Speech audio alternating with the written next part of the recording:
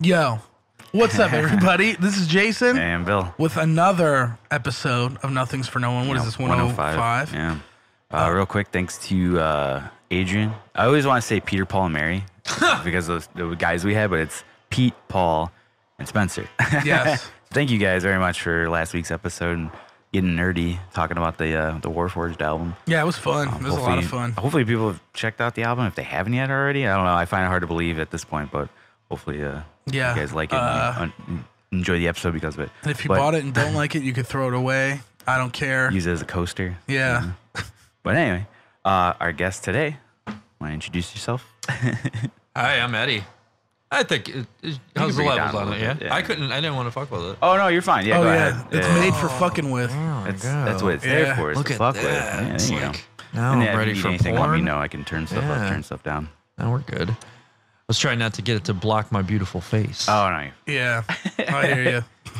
So Warforged was the album you went to the release the other day? No, that was Immortal Bird, who is our. So we're in Roman Ring together, and our guitar player is in another band called Immortal Bird, who just released their album Thrive on Neglect, which is awesome. Like, on Friday. Yeah. It's a really good fucking album. It is the shit. Like, Did you buy it? Good. I was gonna wait till the show. Yeah, and pick it up then. The show. Yeah. But yeah, that was a fun event just because it's like one of, like we call it, like the red carpet events because like everybody kind of just shows up. So it's like a nice little hey, like good hangout session. Yeah. But yeah, and it was red great carpet event. Hell yeah, that is it's one. somewhere between the Oscars and a high school reunion, you know? It really is. Yeah. Yeah. But it's all people like I want to see. Whereas high school, I have no desire to see anybody from there. Was there a lot of people there? Yeah, it was good. Cool. Hasib was out there. It was really cool. Yeah, I saw Hasib because he ended up going to the show. Yeah, I saw him there. That's how I found out about the show. He's like, I'm going to Reggie's. And I was like, oh, what? Yeah. Like, what's going on? He's like, Vicari. I'm like, fuck. I was like, I didn't know about that. Have you seen them? Vicari? Yeah. No, I still haven't. Dude. I'm either out of town or like I would like have something else going on. I can never catch them. They're awesome. I got to see their practice for like a minute. Oh yeah. That was cool. Yeah. They sounded good in the room. They did sound good. I imagine they sound good in a really big venue with like a good PA. They're awesome live, so it was cool hanging. I love those guys, so it was just cool hanging. Yeah, they all seem like nice dudes. Well, obviously I know Spencer. Mm-hmm. By the time I was out of work, I think the party was all over. Oh really? Anyway, yeah, because like Bucket of Blood, like. Yeah, we almost did ours there, actually. Oh, really? Yeah, and we didn't because Reggie's counter offered, and it was like a little. No offense, it was just a little bit. It was all about the time because like whenever Bucket of Blood does these listening parties, they're on Fridays and they start at like 6, and I'm like, well, yeah, I mean, I showed up late. Yeah, what time did you get there? Like 7. Yeah. And it's not easy, like getting there in like the middle of Chicago on a Friday in traffic. Like people who work, Belmont and Elston's kind of tough to get to. Yes, I mean, there's not a whole. I mean, I guess there's a pretty close highway, but there's a lot of shit over there and there's not a whole lot of parking. And, and 90 that time is like a nightmare. And that was the whole thing. We were all just kind of like, fuck, if we do this, we're all gonna have to like take off of work to be there like. When it starts, so the Reggie's thing worked out better because it was on. They offered it to us on that Sunday. Nice. You should maybe. There's a new. I haven't been in there yet, but there's a new record store called Tone Deaf that just opened up at like 6 Corners in like Irving Park area, like Jefferson Park, Irving Park. No shit. It looked cool, if I should say. Like his typeface made it seem like probably cool. The typeface on the sign. Is it called Tone Deaf? You Tone said? Deaf. Yeah. So based on the name and the typeface he chose for his sign, he might be cool with metal. So I don't fucking know. I would assume so. Right. You know, with a but name like that. Yeah. But it might be cool to check out, see what it's like. You know. I just realized that Record Breakers that used to be inside Reggie's, they moved. They're still a store, and it's in like or Avondale or something. I saw it. I saw it not too long ago. I was driving around to go to some bar or something and saw it, and I was like, "What the fuck?" Yeah, it's on Milwaukee. Yeah. No shit. Yeah, I thought it was just done. No, Alex lives like right by there, so like I was walking over there recently, and I was like, "Oh shit, this is here now." I used to like going there, but I always thought their shit was really expensive. Was it? Yeah, but that's where I bought a lot of CDs there. Like I'd go to Reggie's. I never went to the record store when it was there. Oh, really? Yeah, I didn't know it was there for the longest time. And then, like when I did finally find out about it, it was like too late. Yeah, I bought a couple of things like record store day shit because I bought like a weird mono Beatles like 7-inch for my fiance and That's stuff. cool. Like, yeah, I thought it was kind of random, but I don't know, like weird stuff like that. So. Yeah. I bought I bought Lucid Interval by Savell Carnage there when I was in high school.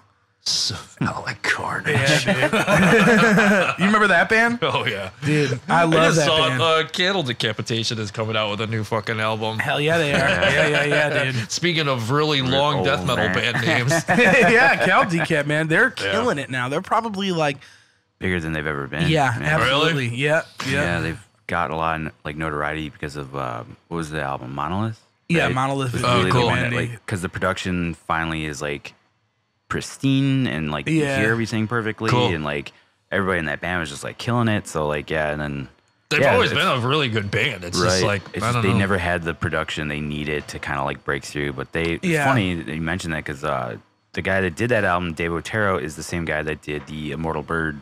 Album. There you go. Yeah, that album sounds phenomenal too. It does, yeah. It's funny like listening to it after having listened to like some of the other stuff that Dave Otero does, and I'm like, yeah, okay, I can hear the flavoring of Dave Otero. Oh, for sure. But it's kind of nice to hear Immortal Birds, like realness. It's funny how much of a fingerprint production or producers can really put on that, because like there was that part in time in the early 2000s where that one dude in the south suburbs was recording everybody, and every Chicago band all fucking sounded the same. The guy from the Nook. Yeah. Oh, and you could hear it. And it's good. It was good. And he knew how to, fucking record drums super fast and like get a great guitar tone and all that shit. But it all was just like, it all sounded the same. It all sounded like Oceano, which I was just gonna say. But like, it was. Yeah, you're right though. It sounded good, which was good. The good thing. But yes, you knew right away that you're like that was at the Nook. Oh yeah, cool. Yeah, I think they're still going. Though, right? I don't remember the dude's first name, but Nick, it was like Nick. It was Nick. He moved from New Lenox to Lamont at some point, or vice versa, and I remember I think we all did shows. Or not you would have been a child, but we did shows like one of his bands that I can't. Jesus, the vacuum is literally right over our heads. Sorry, guys. I can't remember the fucking band. They were really cool. Nick was in the band? He was the like vocalist. Wasn't and guitar Jerome, player. was it? No. It was something like, so loud. Something like Agony, or I can't remember. I don't know. But I remember that's like how I first met the guy. And, like, really? We did shows. I don't remember how we met him or came in contact with him, but it's just he fucking lived like around the corner from like George and those guys when we were doing that band, and it was dirt cheap, man. He had just got done doing he just got done doing I don't know 2 other bands that were signed, and it was around the block, and I think it was like $80 an hour. So I was like, wow, oh fuck yeah! What are you? I was like, this will be fun. Is that where you guys tracked? That's for Antihero, yeah. So Ed used to be in a band called Antihero. It was awesome because it was a very like, for lack of a better term, nerd-based band. Like it was awesome. I loved it. Nice. What kind of music was it? Like it was metal. So it's for. I mean, every song was a little different, but I had been kind of retired from being a metal singer, but I'm real good at it. That's sick. But I just was not pissed, and I don't care about politics, and I'm not creative enough to think of like neat like death metal lyrics. So I told them that everything was just gonna kind of be like dorky shit. Okay. Like, at that time when you and this is circa 08 maybe. Yep, I was in high school. Yeah. So like literally one of the songs is called Gamma Ray Explosion. That's cool though. Yeah, so like it's like one of the All Hail Megatron shit like that. Oh fuck yeah! Like, so the themes are great. Like I love pretty it. funny. I'm down with that. That's cool. Is it out there still somewhere? Somewhere. I think so. I have it on. I don't know if it's on Spotify. I have it on my phone. I think you guys had a Bandcamp for it. Yeah, there was. Right? Yeah, there was. Yeah, there was. Awesome.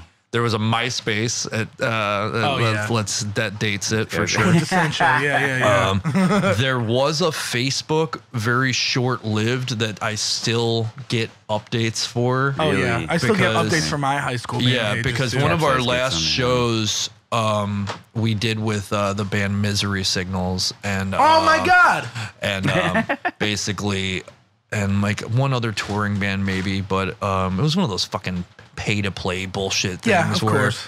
Yeah. Do you remember where it was at? Yes. Mojo's. Oh, I don't know.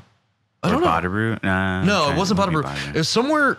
Maybe. Ow, shit. Sorry. I was adjusting the furniture, so to speak. My dick, and my pants let go, and I hit the table.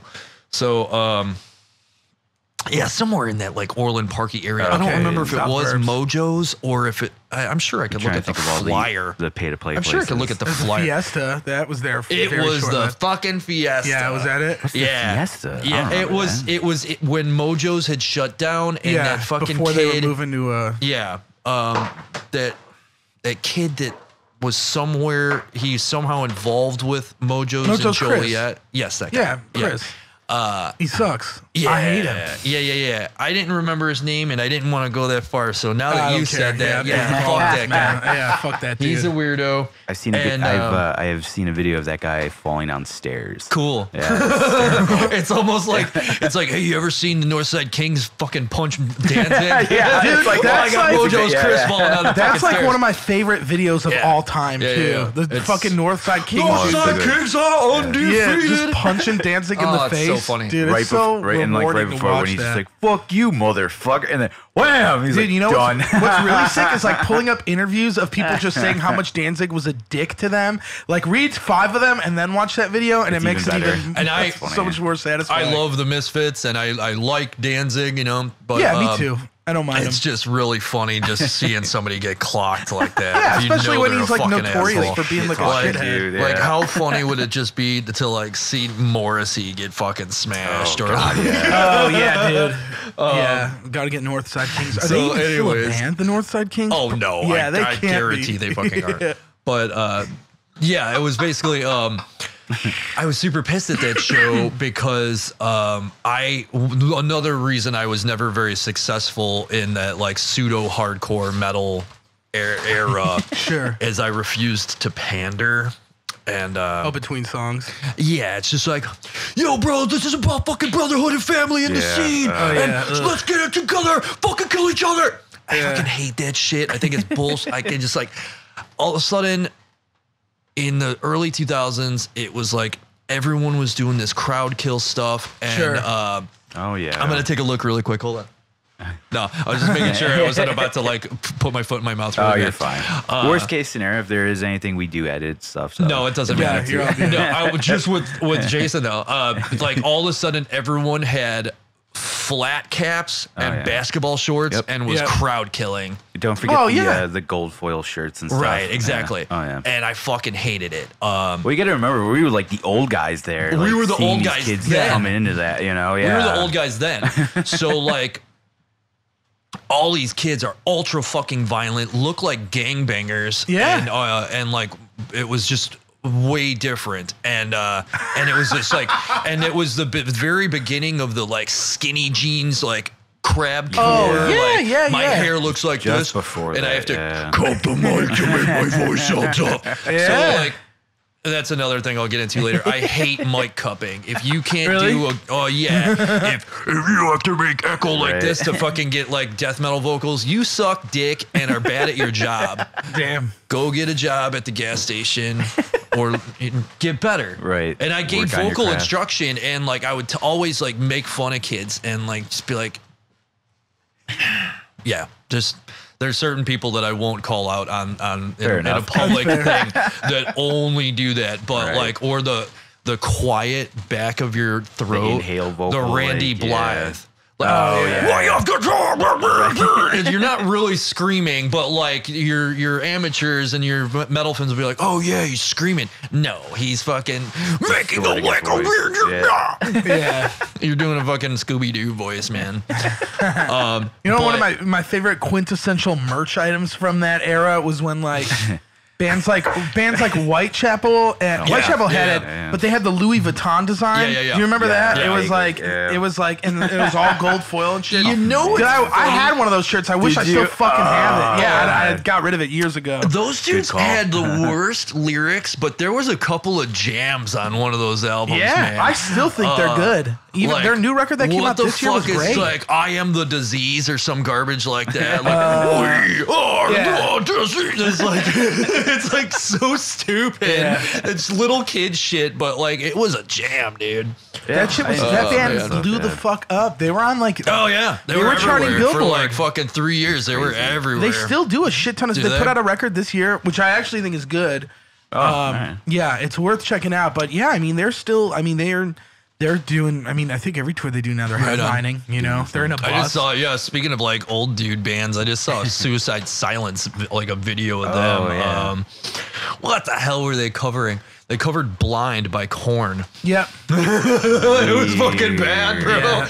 The first minute. How old are those guys? Old. They're old. I thought they were like. They're older dudes. Younger. They're older than me, for sure. But that's like their shit though. Like they covered "Engine Number 9" by Deftones. Really? Yeah, they covered that. That was like. I think they're probably 35 to 40. Because they're like they grew up with that shit because that was all from where they were around. Yeah. You know, Korn like being from Bakersfield. And I know, like I've been hearing like people are like, yeah, new metal's like making a comeback. It's really weird. Making a comeback. Yeah. Like I haven't really noticed it that much. Because you're not listening to that shit, man. No, in fact I do still listen to well, like you listen to like the initial new metal stuff, but like there's like that whole wave of bands like Cane Hill and Sworn In and like the newer guys. Like no, bands, I don't listen to bands that are like new metal, like old new metal I listen to. You know, there's actually I've got to find it. It's on my phone.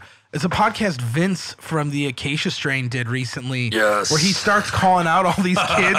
Because these kids are like, oh, yeah, you ever hear Cold Chamber? And he's like, dude, that band sucks. And they've always sucked. He's like, they're never going to be. Because he was just like went on this whole rant about how this new wave of new metal is garbage. He's like, these kids are just misguided and have no idea what's going on. And like, he's like, for some reason, they're in their fucked up heads. They think this is like cool. Like bands like Cold Chamber are cool. And then they're like, Acacia Strain tours with them. Like they'll be opening a tour, and then they'll go up to Vince and be like, yeah, you like, whatever band, Moto Grader or something. And then he'll be like, bro, 55-inch motors. He'll be like, you like that band? He's like, Vince is like, no, I hate that band. They were never cool. And he's like, and they're not cool now either. So it's really funny hearing him say that because. But there are a lot of bands that definitely have that type of vibe going on now, which is like, I guess, cool. I love Acacia Strain. Me too. They're so still dirty, sick, dude. Yeah, I've seen those dudes I got my ribs broken in one of their fucking shows. Whoa. I fight a lot. At shows? Yeah. Because I'm of the generation where like hardcore dancing was to get out aggression in a non-jock way. Yeah. So I'm doing spin kicks trying not to hit people, and then like the next like the kids that came after me were the crowd killers. Right. I remember it. Yeah. So they're just there and like she's like, fucking move your feet, motherfucker, and doing donkey kicks into 13-year-old girls and shit. So whenever seen a lot of that, dude. So I basically stopped dancing when I accidentally broke a girl's nose. Oh. And since then, like, it's very rare times, like, I'll, like, tie my shoes tight and fucking put my glasses off. It's like, I'm going to the Hate Breed 20-year reunion tour. Hell yeah. Did you go to that? I went to that one, and I went to the one in Joliet where they did like a couple albums off of everything. Yeah, even like Strain played that show too, right? That's the awesome. Fucking show. I got my ribs broken. Oh, jeez, man. So, so the funny thing was, so I'm like, enough dudes from like the scene or that were around,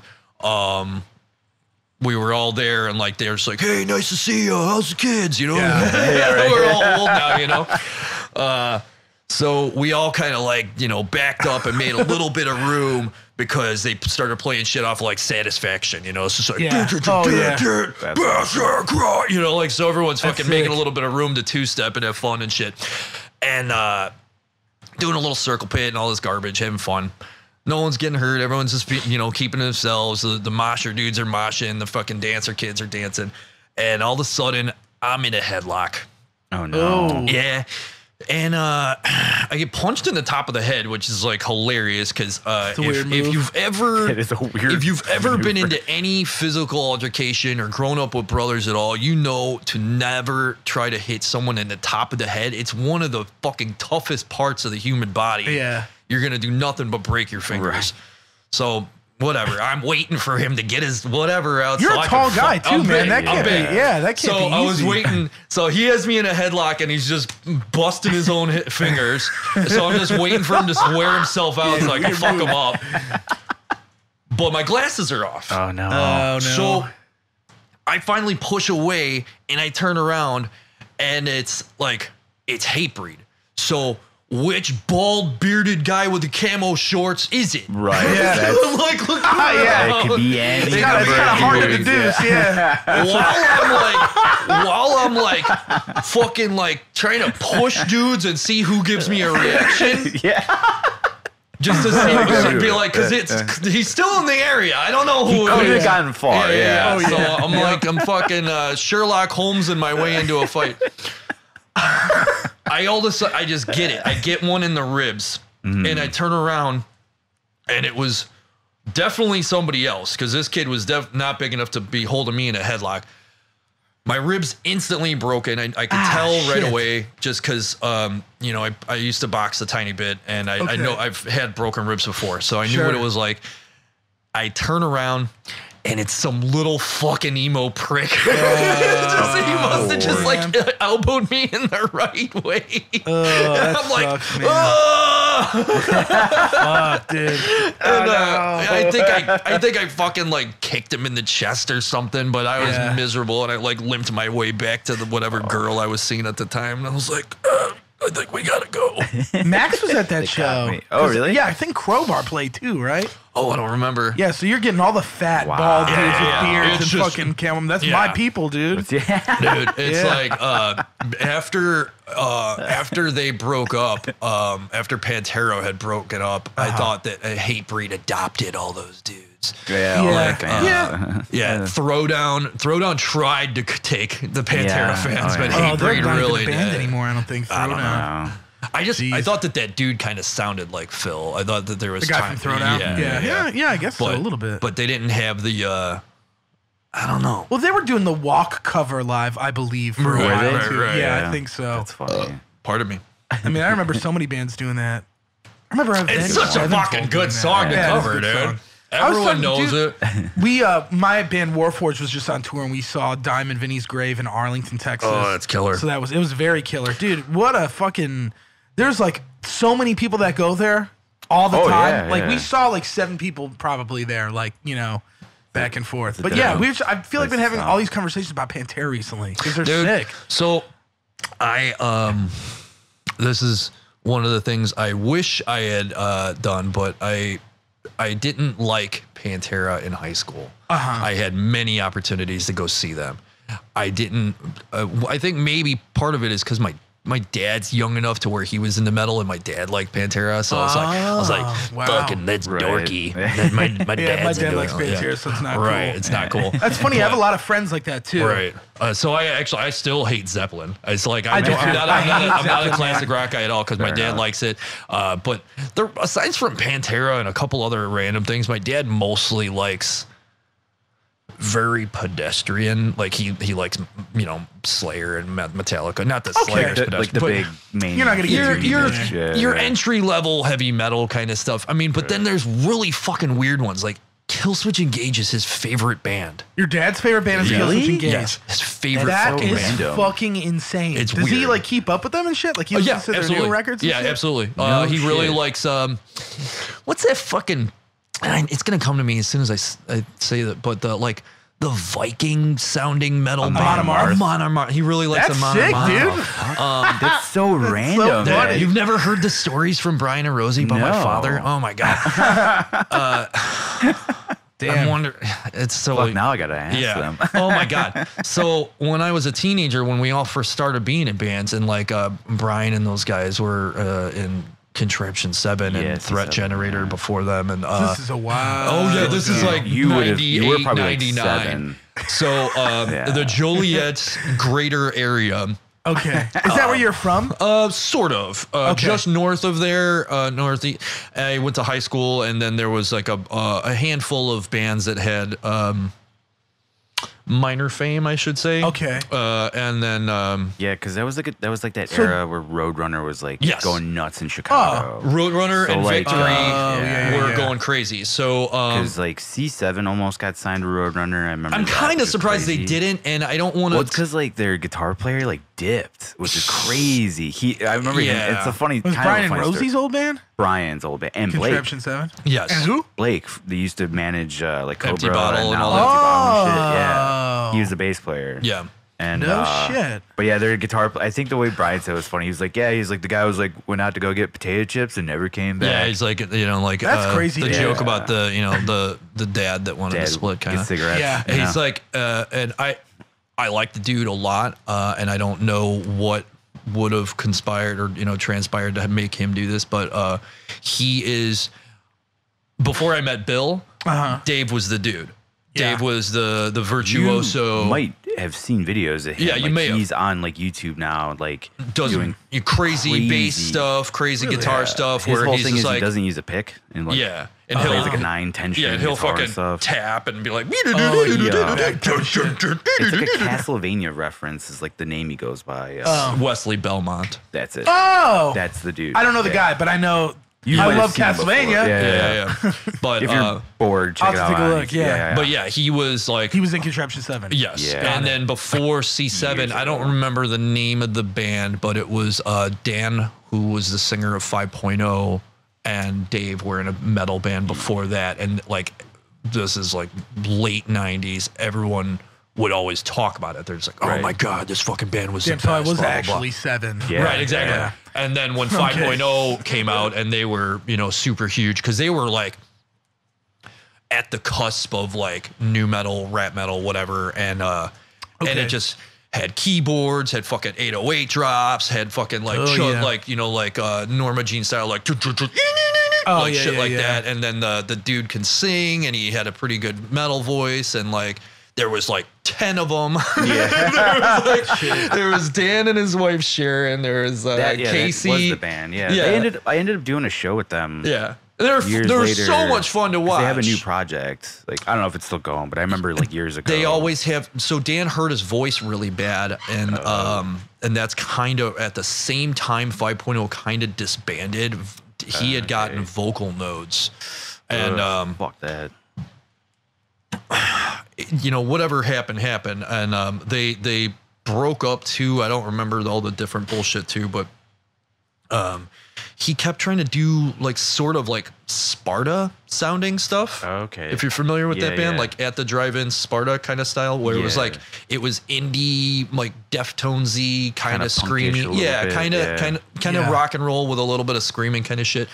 But I don't remember where we were going with all this.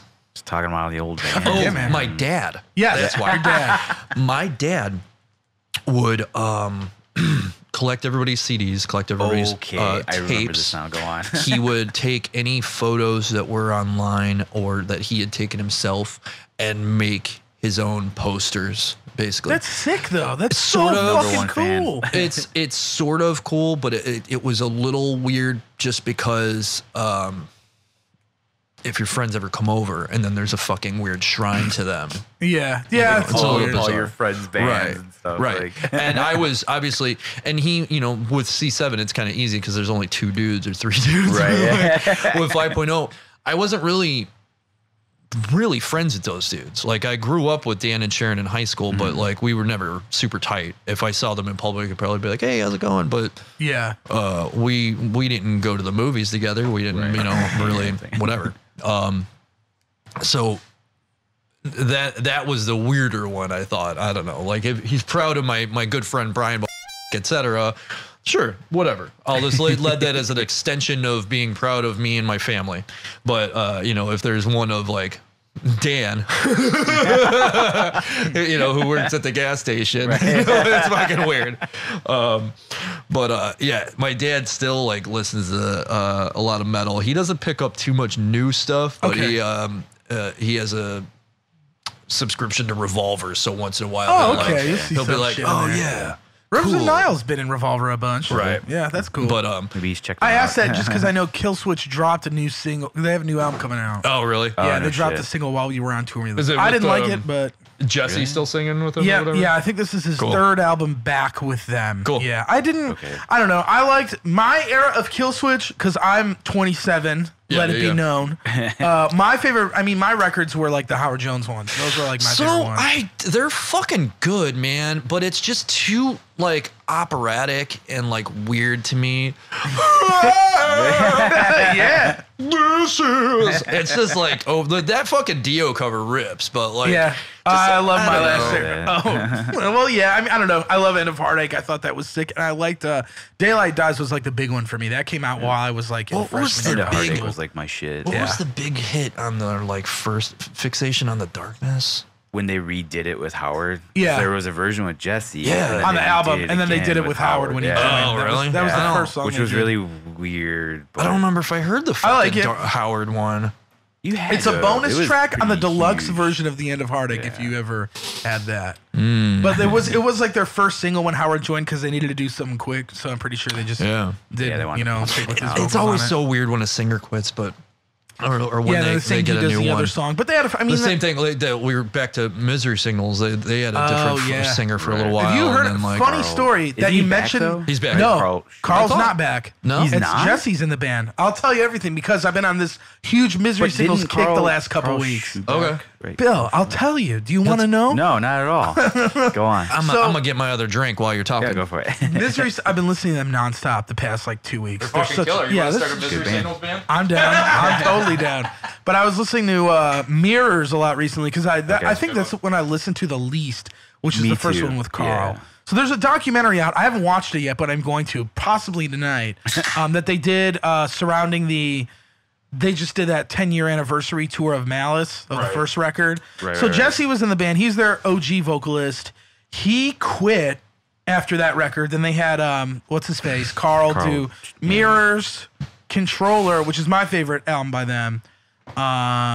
And then Absent Light, he did that one with them. Ooh, And then that's got one of the best like opening tracks. Like, yeah, you love that ever. album. That's so funny. At least the first like 2 tracks. Yeah. I really like those a lot. So they did that, and then they kicked him out essentially. Yeah, Oh, like shit.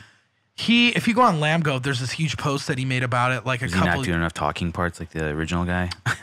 He did a lot. Like there's a bunch No, of I know talking that. parts on Mirrors. And It's like a weird thing about that band that It was a Sick, weird thing dude. about that era. yeah, the a lot of talking people parts. did that. Just oh, like, yeah. now it's time to say some shit Yeah. that seems super important and meaningful. Now it's time to scream. Dude, they killed it, man. No, Misery Signals. That's like the definition of that for me. Oh yeah. Yeah. I just You know? remember like listening to that with Tom and his older brother. And like one of the songs came on and his brother was just like, Jesus Christ. He's like, that guy just said like a whole fucking paragraph. Yeah. Like, what is Yeah, going Jesse on? would Like, do that whatever, all the man. It's time. cool. Yeah. It was cool, and I like Malice was. I love it. I love those first 3 records that they did are my favorites. First Once one's again, fucking since awesome. I'm a product of my age, like Controller came out when I was in high school. Devin Townsend produced it, so I was like, this is awesome. Like I thought Devin did Malice too. he did Malice, Yeah. then they went with somebody else for Because that's Mirrors. how I heard of him. Because I'd always been a Oh. big SYL and like Devin dude. Okay, yeah. Interesting. He did do Malice. Yeah, that's how I heard of that fucking band. Mm-hmm. And I was like, this is the shit because like it's got his fucking thumbprint back to production guys. Yeah. Like, Oh, it's yeah. like That with the sticks out, like yeah. it's the guitar and the kick drum just like like everything's super on. Yeah. What's really interesting is if you're a big Devin Townsend guy and like you follow the lineage of his history and like where, because Misery Signals did Malice definitely like while he was in SYL still. He was Yeah. doing all that. When they recorded Controller, it's when Devin He's doing, like, quit the solo SYL. He stuff. stopped it. He went completely clean. He got clean off of drugs and everything. Yeah. Stopped drinking. Stopped smoking. Stopped doing everything. He was doing kind of the yoga-y stuff. Like Yeah, the like, fucking, I mean, I remember- Devin Townsend project. I remember stuff. on MySpace watching, they're still on YouTube, but like, every band would do like these recording episode videos of Oh, them in yeah, the I studio. loved all And like, that stuff. Devin Townsend was sitting in the chair. He just like shaved his dread. So he's Yeah. like He just He didn't have bald. the skullet. Yeah, no, not at all. And like you could, you almost hear it in the production. It's like, whoa, this sounds like a much cleaner, like thought out production than kind of the messier vibe that Malice had. But that's so funny to me. I don't know, just because like that was when he stopped doing SYL and he was producing a bunch of records. He did that Controller. He did those 2 Darkest Hour records. Yeah. Oh yeah. And then he did a bunch of other shit. I just can't think of it off the top of my head. But he was on that huge production kick right before he started doing like the Devin Townsend project stuff and really blew up. I've never fucking seen that guy live, and it bums me out. There's a couple of bands I've never seen because Grace. I mean, so Physicist and Ocean Machine are probably my favorite. I like Physicist more. I do too, more than Ocean Machine. Did you hear the last record he did, the Empath that came out this year? I heard a little bit of it. It's fucking insane. I listened to because I never really cared for the Ziltoid stuff. I thought it was silly. But, me too. I agree. And that's one of the things with that dude is he's so goofy that he wants like it's like when he's on, it's like the fucking best music ever. And then when he does his goofy stuff, it's like you gotta take one for the team. It's just like he's got to get it out of his system. I feel that too. Yeah. But I also get it because I don't like the goofy shit either. I don't really listen to the Ziltoid shit. But it's funny you say that because I feel like I was talking to somebody about this the other day. That's what SYL is. Yeah, so. and it's almost like he's like the Weird Al of metal, kind of. For like, sure. He know if he wants to make a good metal record like he did with Empath, because there's not a lot of goofy shit on there. Yeah, it's just I think that's why I like Physicist too. Yeah, it's exactly. Just like just straightforward fucking shredding. Same. Yeah, it's just. He knows how to, but there's people that love that shit. There's people that love Ziltoid, you know, like, and it's like, I get it, you know, that's cool. I've seen Devin probably like 4 times now, and sometimes intentionally, some of them not intentionally. They're just like, I went to go see other bands on the tour, and I'm like, oh, he's playing cool. Like, that's rad. I saw them, I think the last time I saw him, I don't remember. It's probably a while ago now, but it was with Catatonia and Paradise Lost. It was a really neat tour. Interesting. Yeah, but I wanted to see Catatonia the most, and I was like, oh, Devin's playing? Like, cool. Like, that'll be sick. Not the worst thing to see, right? No, yeah, and his production is insane live, and I don't know. He's gonna be doing videos. He's gonna be doing a tour where he's getting a whole new band together to do that Empath record. So when he does that, and not to mention that Elliot for Beneath the Massacre does almost all the screaming on that record. Oh, really? Oh, that's right. Yeah, and it's the just like, Canadian connection. Oh, this right? is insanely sick. Instead of Devin? Devin does some screaming, but there's certain parts where like he hired that dude to do just these like insane lows, and it's just like, oh, fuck. Oh, low end stuff? Yeah. Okay, yeah. It's really cool. Because, I've always loved the way Devin's he does that tonal high, like, Yeah. You know, and there's not a lot of dudes that do that. A lot of people are fucking lazy, and they'll do like, and not to disrespect this person because I love Poison the Well, but like Poison the Well is just like just high and just can't at the same thing. And a lot of metal bands do that. They were the first ones that came to mind. But like Devin always had that screaming. You know? That like tonal scream. I always thought that was super cool. Anyway, to wrap it up real quick, to bring this back, I read this article because I read it at the time it happened. This was in 2018. Carl posted it. He did this whole like post about how like on his exit from Misery Signals and what happened.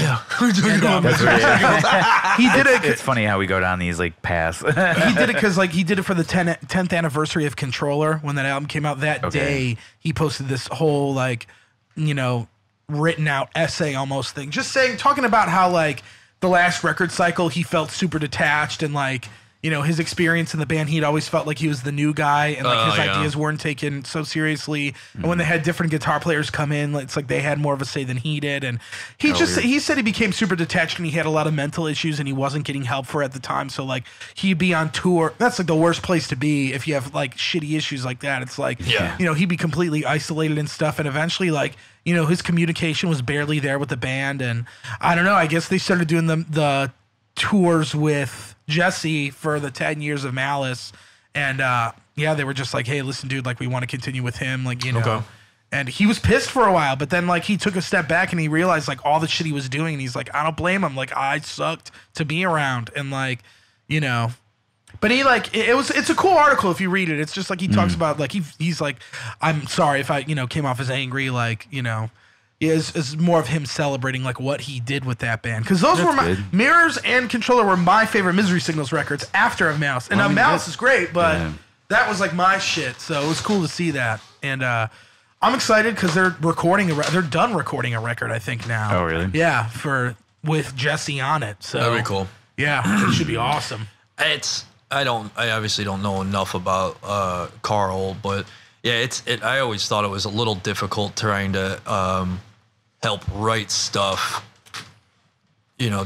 production wise, and try to like structure songs so that they'll be fucking good. If you don't play an instrument, I could barely play chugs to like kind of be like, yeah, do this rhythm, and everyone, that people would call me the scat man. So I'd be like, yeah, do this, and be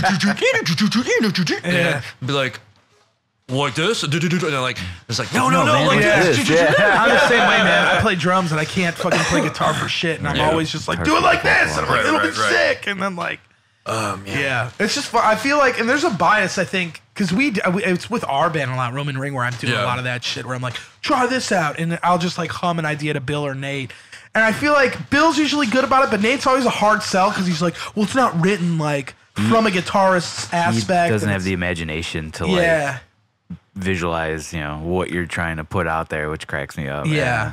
And it's like I have to sit down and really drive the nail in. But he's used to it because before you with Joe would like, he wasn't a great guitar player, but he had a really good ear for stuff. So he could, it would take him a minute. Like we literally would just give him a guitar and be like, all right, kid, figure it out. And then he'd be like, all right, this is it. And plays this like shitty guitar riff. But it gave us the melody. Then you fucking put some lipstick and eyeshadow on it, and it's a nice looking, Yeah. Yeah, you gotta get just like the basic bones of something, and then you then you get there. That's the whole thing. Me and our singer Danny, like Danny does play guitar. It's just like we always have these ideas, so we're like acapella-ing them out. And it's so hard because it's like we'll be sitting on an idea and everybody has so many ideas for that part, and we're like, let's try them all out. But even then, it takes forever to do because we're like trying to vocalize it and get it to come into fruition. Yeah, it's like everybody's speaking a different language, and we're all trying to figure out how to like put together a Lego set. We're all yelling at each other. It's really hard. Dude. It shouldn't be that hard, but it is. I never understood how the fuck Capsize and Sinking worked with 3 guitarists. Well, that was basically my brainchild. Like I wrote everything. Then you just had the hired guns. Okay, more or less. Then, that's what made it easy. I mean, like the guys all had like input on stuff too. Like we'd go through. I'd show them a song. Yeah. More often than not, at that point, I was doing everything in Guitar Pro, so everything was tabbed out. Give it to them. Be like, all right, check it out. Let's go through it, and then we'd play it live. And then like at that point, we kind of like start doing a little bit of editing. Like, okay, maybe that part doesn't translate as well as I thought it did. Like, what do you guys think? Like, what should we change here? And I'm not a drummer, so like most of the time the drums were like real shitty, but you get a basic idea. And then I would just be like, just do what you got to do to make that sound cool. And, and then vocals, I don't do lyrics for shit. So Jack was just, dude. Realistically, most of the time, unless you're like a real poet, like the fucking Keith from Every Time I Die, or like unless you're a hardcore band trying to put through like meaningful shit. No one fucking cares. They just want it to sound tough, you know? Unless you're trying to do like a sing-songy chorus to sell T-shirts. Right. Then you gotta be a little more legible. Yeah. Right, exactly. But yeah, Jack, I don't know any of the fucking words to any of the Capsize songs, but I'll always remember Jack was a great frontman, and he sounded incredible live. Yeah, he was awesome. Which Jack? Brute. Oh. My other co-host when you're yeah. Yeah, the videos I've seen of him, he rips. Yeah, he was probably he was. Guy. Well, wait 3 seconds. Okay. I thought that his the stuff that got recorded was really lackluster. Really? I thought that it did not sound didn't translate well enough. Not if you saw Capsize live, it's different like, beast. What the fuck, man? I was like, why the fuck are these guys still hanging out in Crest Hill? Yeah.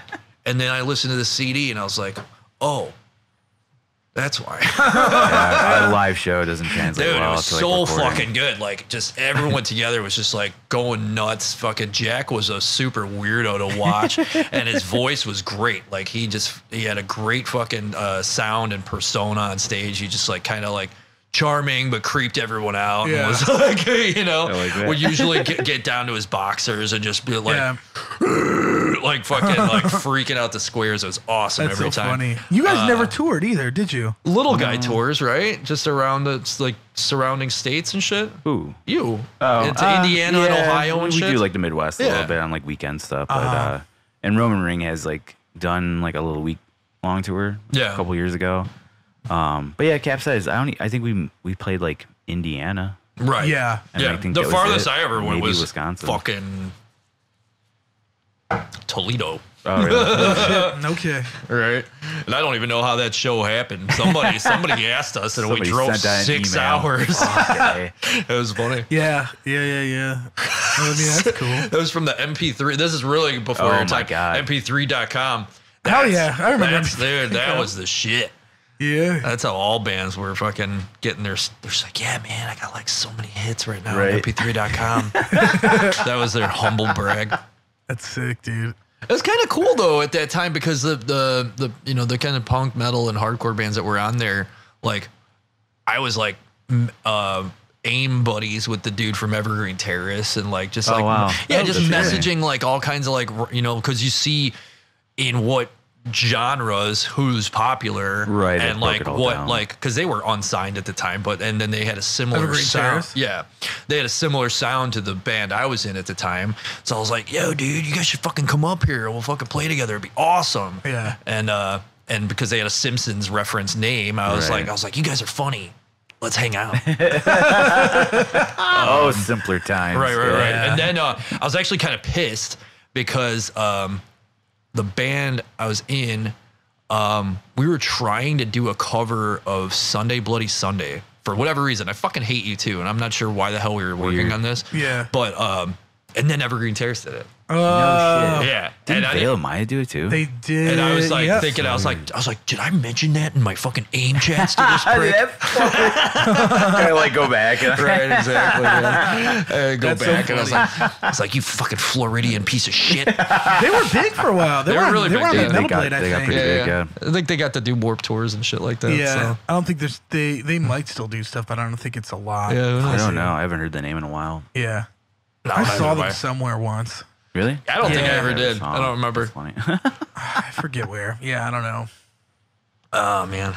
Oh yeah, I do fucking know. It was with Through the Eyes of No, it wasn't Through the Eyes of the Dead. They were on the tour, but they didn't play the Chicago date. It was one of the Thrash and Burn tours they did. I saw them with Periphery when Periphery was like opening. Really? Yeah, it was like I was in high Weird. school still, but I remember it at the Metro, I think it was. That's cool. It was weird. Born of Osiris and Asking Alexandria were like co-headlining or some shit. It was a weird lineup. There was not a lot of like sick bands. Just a lot of A lot of like- bands. Yeah, I remember. I think Chelsea Grin played. They were like brand new at the time too. Yeah, Yucky. Fair enough, I guess. but yeah, Periphery was cool to see at that time. I remember that. Yeah, would Periphery is imagine, pretty yeah. good. Yeah, Huh. yeah. That's funny. So, but yeah, I don't know. I mean, I guess it depends on what you think is cool. I don't know. I never really liked Evergreen Terrace though. Like I tried listening to them, but at the time I was like, I can't like this because I was like into too much harder shit. Yeah. It's super formulaic. yeah, It's just like it's super formulaic, and it was just like Yeah. Now it's time to scream like this. Yeah, anything that sounded remotely close to like Norma Jean back then, Yeah. I like just Oh automatically man, wrote it off. that was and hated such it. a It was just explosion of Yeah. that very narrow, specific sound. Yeah, no, You exactly. know, and it was I like remember the every band we played with. second yeah. or third Poison the Well album, Norma Jean, and then what was the fucking dude who Nora? I was gonna say the guy who Nora, started yeah. Trustkill. A lot of bands sounded like that, even though his From a band Second never Story went anywhere. Window Yes. was a good one. Oh like that. yeah. Fucking Hopes Fall. That, They yeah, put out that a record recently, arrow. Hopes Yeah, they did. Yeah. Yeah, but just like That's crazy. I can't believe it's that time thing's to still scream going. like this.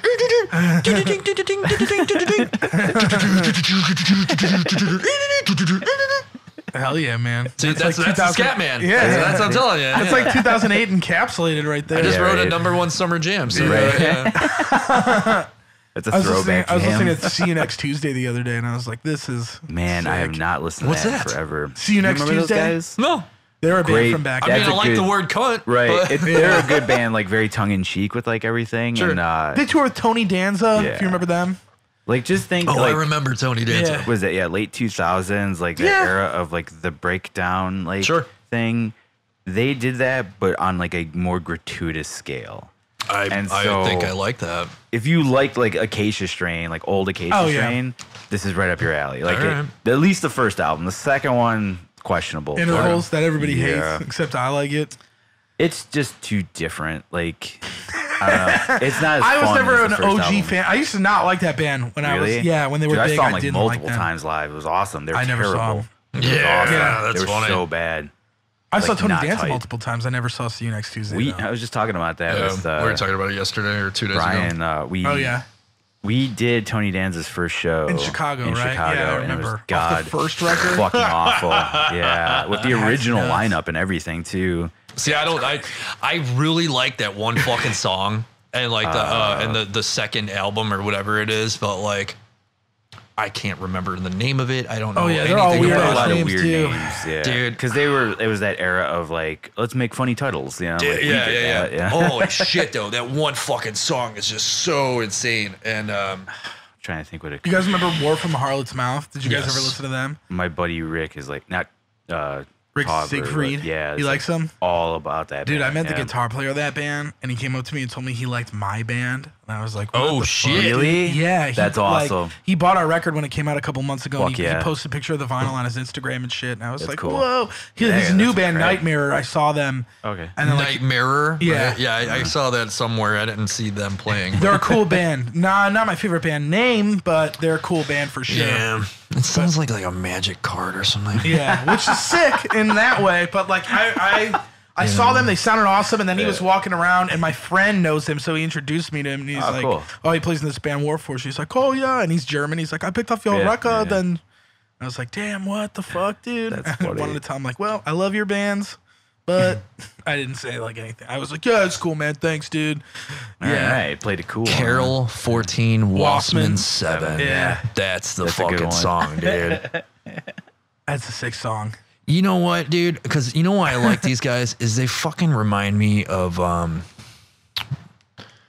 Under the Running Board and fucking Calculating Infinity era that era. Dillinger. Yeah. And I fucking hate New Dillinger. Really? I follow him. Define throughout. new I do like new it. Dillinger. What's Mike Patton.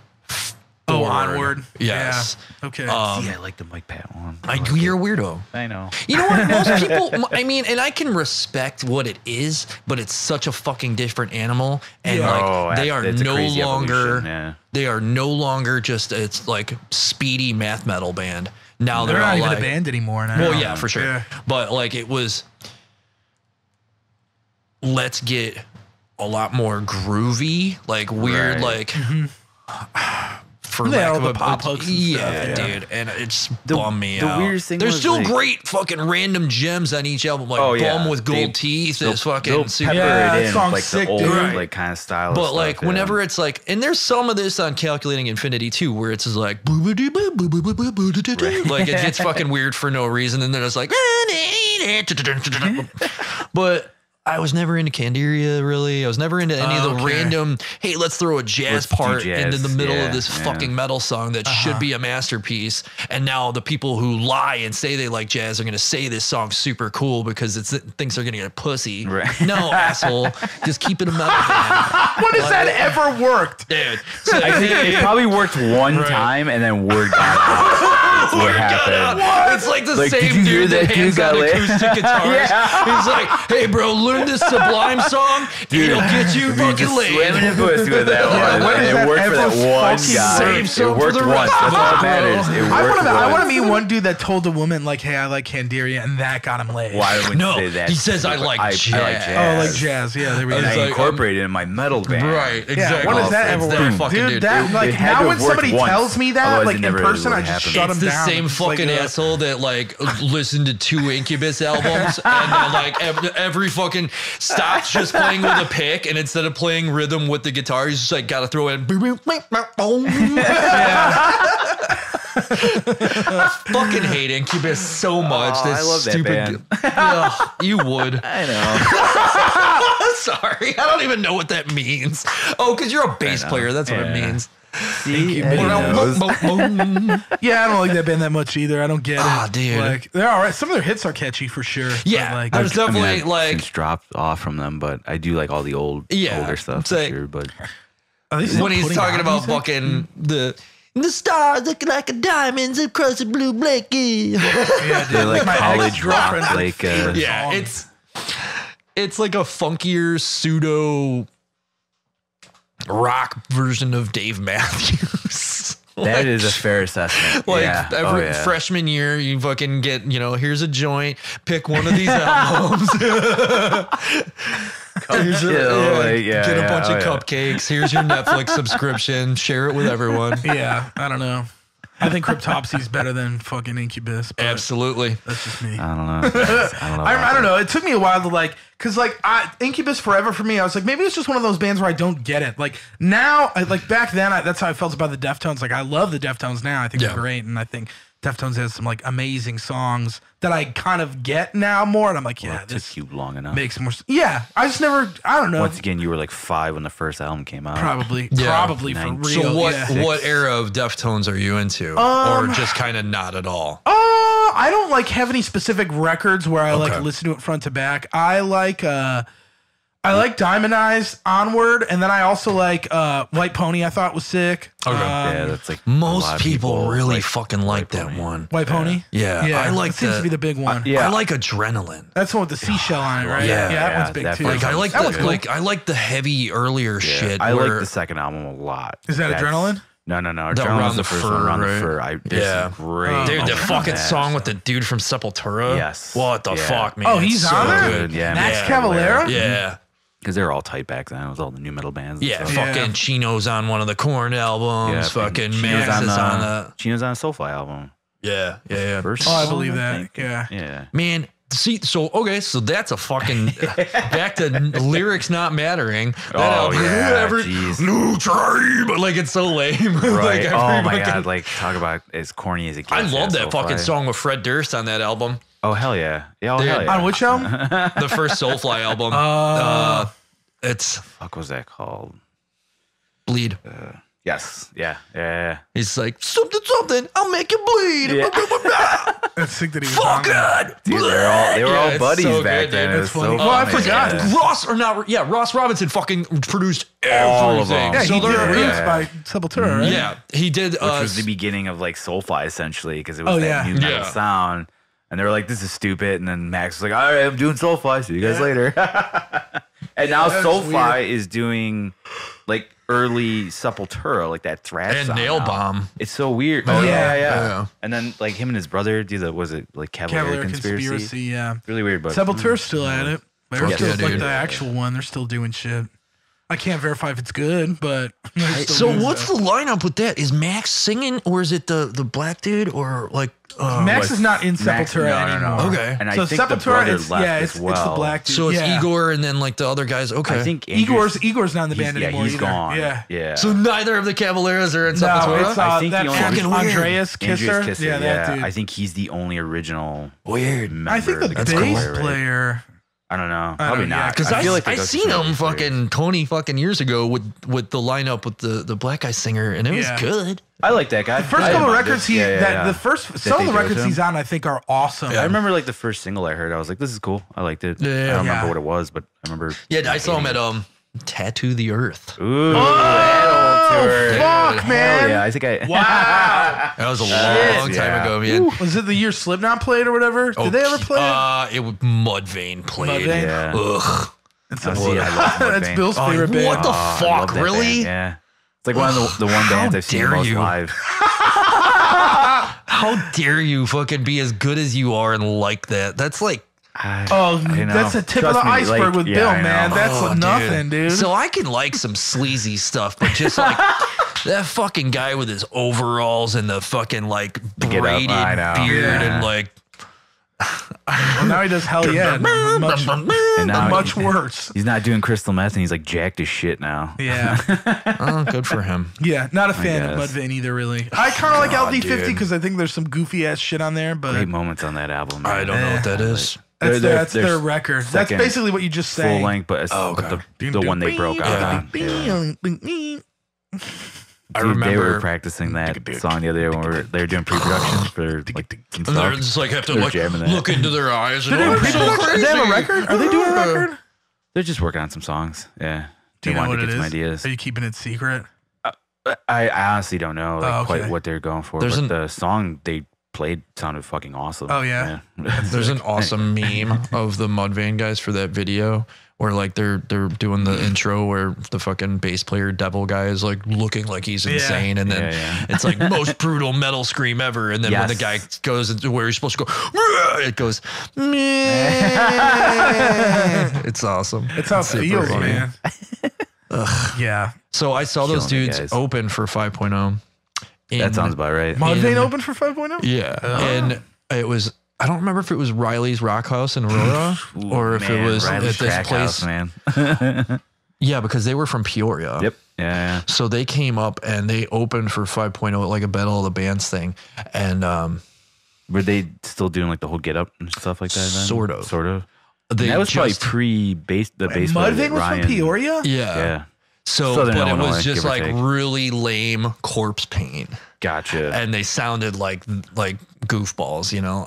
So like, I was just sitting there, I was like, who are these fucking dudes that look like they're, you know, trying to be fucking, you know, death. Right. And suck.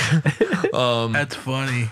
One of my favorite new metal stories ever is, remember Rebel Radio? Oh yeah. Okay. So Rebel Radio, was just like was it AM? I don't even remember.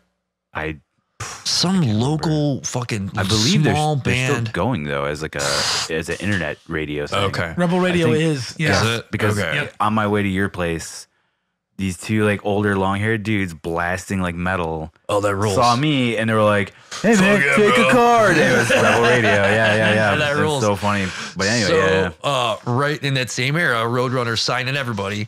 It's like, here's the fucking deal. Here's the deal. you Here's the get a deal. deal. You get a deal. Talk about the Fucking downfall of Oprah Winfrey. Roadrunner, man. I could sit here and talk about that for like 2 hours. I bet. Yeah. So, and actually, I'm not even sure that what I'm about to say was on Roadrunner, but whatever. Rebel Radio announced that they're having some big show for this local band that just got signed and blah, blah, blah. And Was it Mudvayne? No. Oh. So we're having a kind of big show and went to go flyer when people still did that shit. Yep. the old So, street teams. Yeah. I still do it sometimes. I saw somebody doing it at Newfound Glory 2 weeks ago. I Really? went to see Newfound Glory and Where do they play? Concord. How was that? It was fun. Was it fun? Yeah, they just released an all covers album, another like screened Another it. one? Yeah. And it was pretty fun. Yeah, regardless, I saw somebody passing out flyers and it was a good show. cool. It's crazy. Oh, yeah. It's like few and far between you see Yeah, people I doing bet. that. Yeah. So we get to this show, had freebie tickets because Rebel Radio hooked us up or whatever, Nice. and had my like however many hundreds of flyers in my back pocket, and I was like, all right, well, let's check out the band. Like the openers had gone on, and then up comes this dude who's bald, you know, he's got a couple of tattoos and like the fucking double things. Oh And yeah, like, the snake bites. yeah. And he's like, yeah, guys, Chicago, that's what it's about, man. All right, you guys ready to fucking blah, blah, blah, blah, blah, whatever the fuck it is. Ooh, rah! The fucking crowd goes fucking insane. Okay, and I'm yeah, looking yeah. around, and I was like, What is this? no, I thought it was a joke. I was like, what the fuck is going on? Did he have the jumpsuit, the I don't prison remember. suit at that I don't remember. I can't But it remember. was I know like that was a thing. the first big Disturbed show post being signed at Metro, and everyone's losing their minds. Holy shit. And I thought it was a joke. And I was like, people. He was like, get out, that's a sickness. Right, Yeah. Like just the rooster crow shit that he does, like the weird. I just didn't understand. I was like, how is this a thing? Like, I Right. thought that Jonathan Davis doing his weird scat stuff was stupid in 97. And this is like fucking however many years removed from that. Right, And he's this is doing the a worse evolution of version it. of it. Like, it's like, dude, what the fuck? It's so terrible. And the music's always been garbage. And you hear that, Draven? I'm coming for And you. now, and they're like the largest, The metal fucking band. biggest band Isn't with that this crazy? fucking awful, like, stupid smile, red eyes, garbage fucking logo. You guys shit on fucking Chicago. I hate you. My brother fought the guitarist in a strip club one time. Really? What strip club? Yeah, I don't That's remember. sick, dude. I think it's Older brother, younger brother? younger brother. But, Hell yeah. it's pretty funny, but It's crazy because like Dan's How like an did that old happen? man. Like yeah. even back then he was an older dude. Like Yeah. it was crazy because that Did dude he like did he it's win? so Did your funny. brother win? Oh, I don't know. Probably. He's He's a pretty good fighter. That's it. But yeah. Well, How did they fight? Do you know how they fought? No, I don't. Oh, I don't. yeah. I'm Shit. sure it was something like maybe God, I didn't mean to say his name. But that's okay. Maybe he had a couple and like went over to be like, "Hey man, cool music," you know, and then like the guy big timed him. Yeah. But it doesn't really matter. But That's funny. and don't worry too much about editing that. I didn't say anything. I didn't say anything really bad. So That's good. I think that I am going to have to take a potty break though. Okay. Yeah, go for no it. problem, man. So right there, you can Right even wave to the behind camera as you pee if you want. Okay. That's funny. What else you got? Dude, should I take a live stream of me taking a dump? A live stream of Oh, I the stream. thought you were gonna say your stream of sync urine, it, dude. Yeah, sync it at the same time. Yeah, man. We haven't put a mic in the bathroom yet. We will though. We're working on it. So yeah, last night we went to the Dark Matter Fest. Yeah, that was in cool. Chicago and Western. That was fun. I showed up a little late, unfortunately, but Yeah. I had a sick day yesterday. It was awesome, man. Yeah. Got high as fuck. Woke up and I took an edible and then start the day right. yeah, and then I watched I finished watching Stranger Things season 3. Oh, I haven't watched it. My internet's been all like fucked up at my house like the last couple of days. Uh-huh. I think something's going on with AT&T or something like that because I've Yeah. heard from multiple people that AT&T's been fucking up. That sucks. And it was funny because I was telling my landlord, I was like, it's not a big deal. I was like, I'm far enough removed from like a millennial that I don't need the internet to, keep my sanity. I was like, I got a collection of Blu-rays I can just go through. Like, I don't care. That's cool. Yeah, that's a good thing to have. So I Yeah. marathon like Star Wars and what else? Sick. I watched Big Lebowski. Fuck yeah. It's like That's a all good my one. favorite movies. Yeah. Yeah, that's a good one. Like, I like Stranger Things. I thought it was good. Was I it? enjoyed it. Yeah. been hearing good things about it. Yeah. Like, so like nothing too disappointing. It was all pretty much I liked it. I had nothing. Yeah. I had no complaints. because like I don't really I like barely remember the second season. yeah, I wish I watched it first before I watched this one. Like but- the only thing I'm like I don't want to like spoil anything if anybody saw it, but like the stuff with Sean Astin, like I remember how his character, yeah. like that stuff. Like that's the Well, only. they bring that up in this season too a little bit, Do and that's they? why I was like, man, I fucking forgot about that dude entirely. And then Frank I remembered or like, Bob or something like that. Yeah, was his it was name, Bob, right? yeah. Yeah. yeah, but That's like the only takeaway I have from like second season is yeah. that character for some weird reason. There's I feel like I there's need to there's a watch bunch it of shit again. that they started building on in the second season that like really kind of shines in this one, which I thought was cool how they did that. I'm like, that's because there's some parts of the second season where I'm like, where's this going? I don't understand this. Why Yeah. did they have this person? But then like, you'll see. I don't want to reveal anything. No, but don't. like, But did you see? Speaking of that show, what's that dude's name? The Italian kid. He's got the whatever where he doesn't have tooth teeth. shit. Yeah, Yeah, I don't know his name. It's something very Italian. But did you see he recently is like catching flack right now from the internet? No, why? So I think it's on Netflix. It's got to be. But they said that they're gonna have a show. It's a prank show, very similar to like Punk'd, But the concept is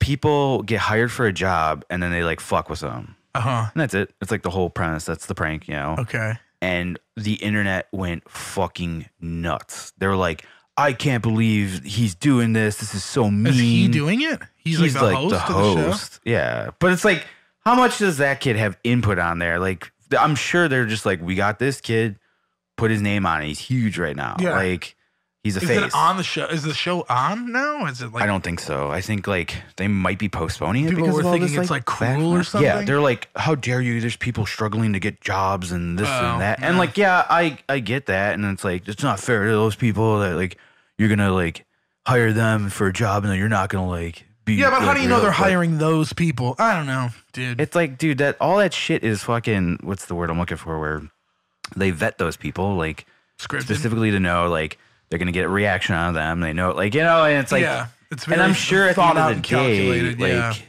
they're getting compensated in some way. They're probably getting paid to do that shit. Are you kidding me? And then like chances are like somebody's watching and like, oh, I'll give them a job. Like I'm sure there's probably a better effect than a worse one. That's funny that people there's a backlash on that. Tons of stuff. Yeah, like, I've seen nothing. People like tweeting that kid like, how dare you do this and this and that. Like it's his idea. Yeah, it's like, dude, he's just the face. Like go yell at whatever producer it is, but you're never gonna know because you're too much of an idiot to probably figure out how to find that information. Yeah, I just thought it was weird, like that people were. I mean, given the climate of today, like I get, you know, people get upset about stuff, but it just seems like, all right, guys, like, come on, tone it down a little, you know? Yeah, it's very weird. It's a prank show, and like, you know, people are like, well, that's not the right kind of prank. You should do a prank like this, and I'm like, let's not go down that road. Yeah, like, fuck you. Like, what say do you have in this? Exactly. You know? It's interesting. Yeah, I wish I can remember that kid's name. It's something weird. It's just like. Anyway, people probably know and they can look it up. Yeah.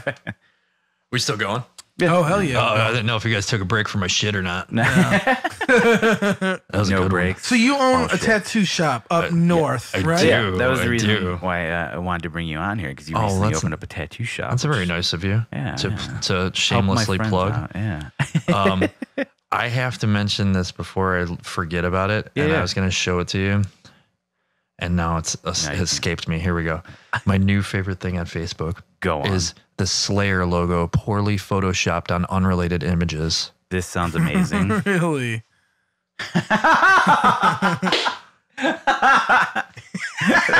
If you're on Facebook, internet world, just go look on Slayer logo poorly photoshopped on unrelated images, and it's like there's a good one every fucking day. Yeah. There's we're in a basement, so the internet doesn't work so hot, but yeah. Have you found Catatonic Youth on Instagram?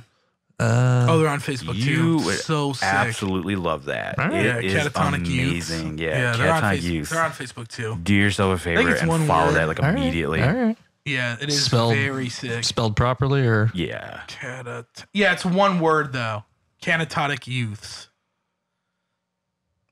All right. But yes, it's amazing. You'll appreciate the material on that one. Oh yeah. So yes, I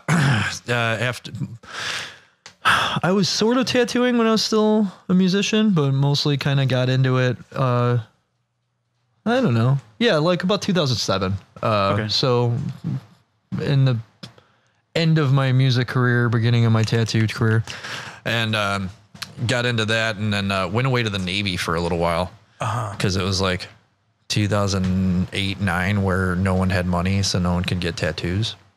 So and I was broke and needed a job and stuff, so I went away to the Navy for a little while and try to stay married, I guess. I don't know, but at the time, you know, I was happy and needed to keep my house and shit, so I went away to the Navy and tattooed 1 million sailors and came back, and then right, came back, and then my ex-wife's cousin had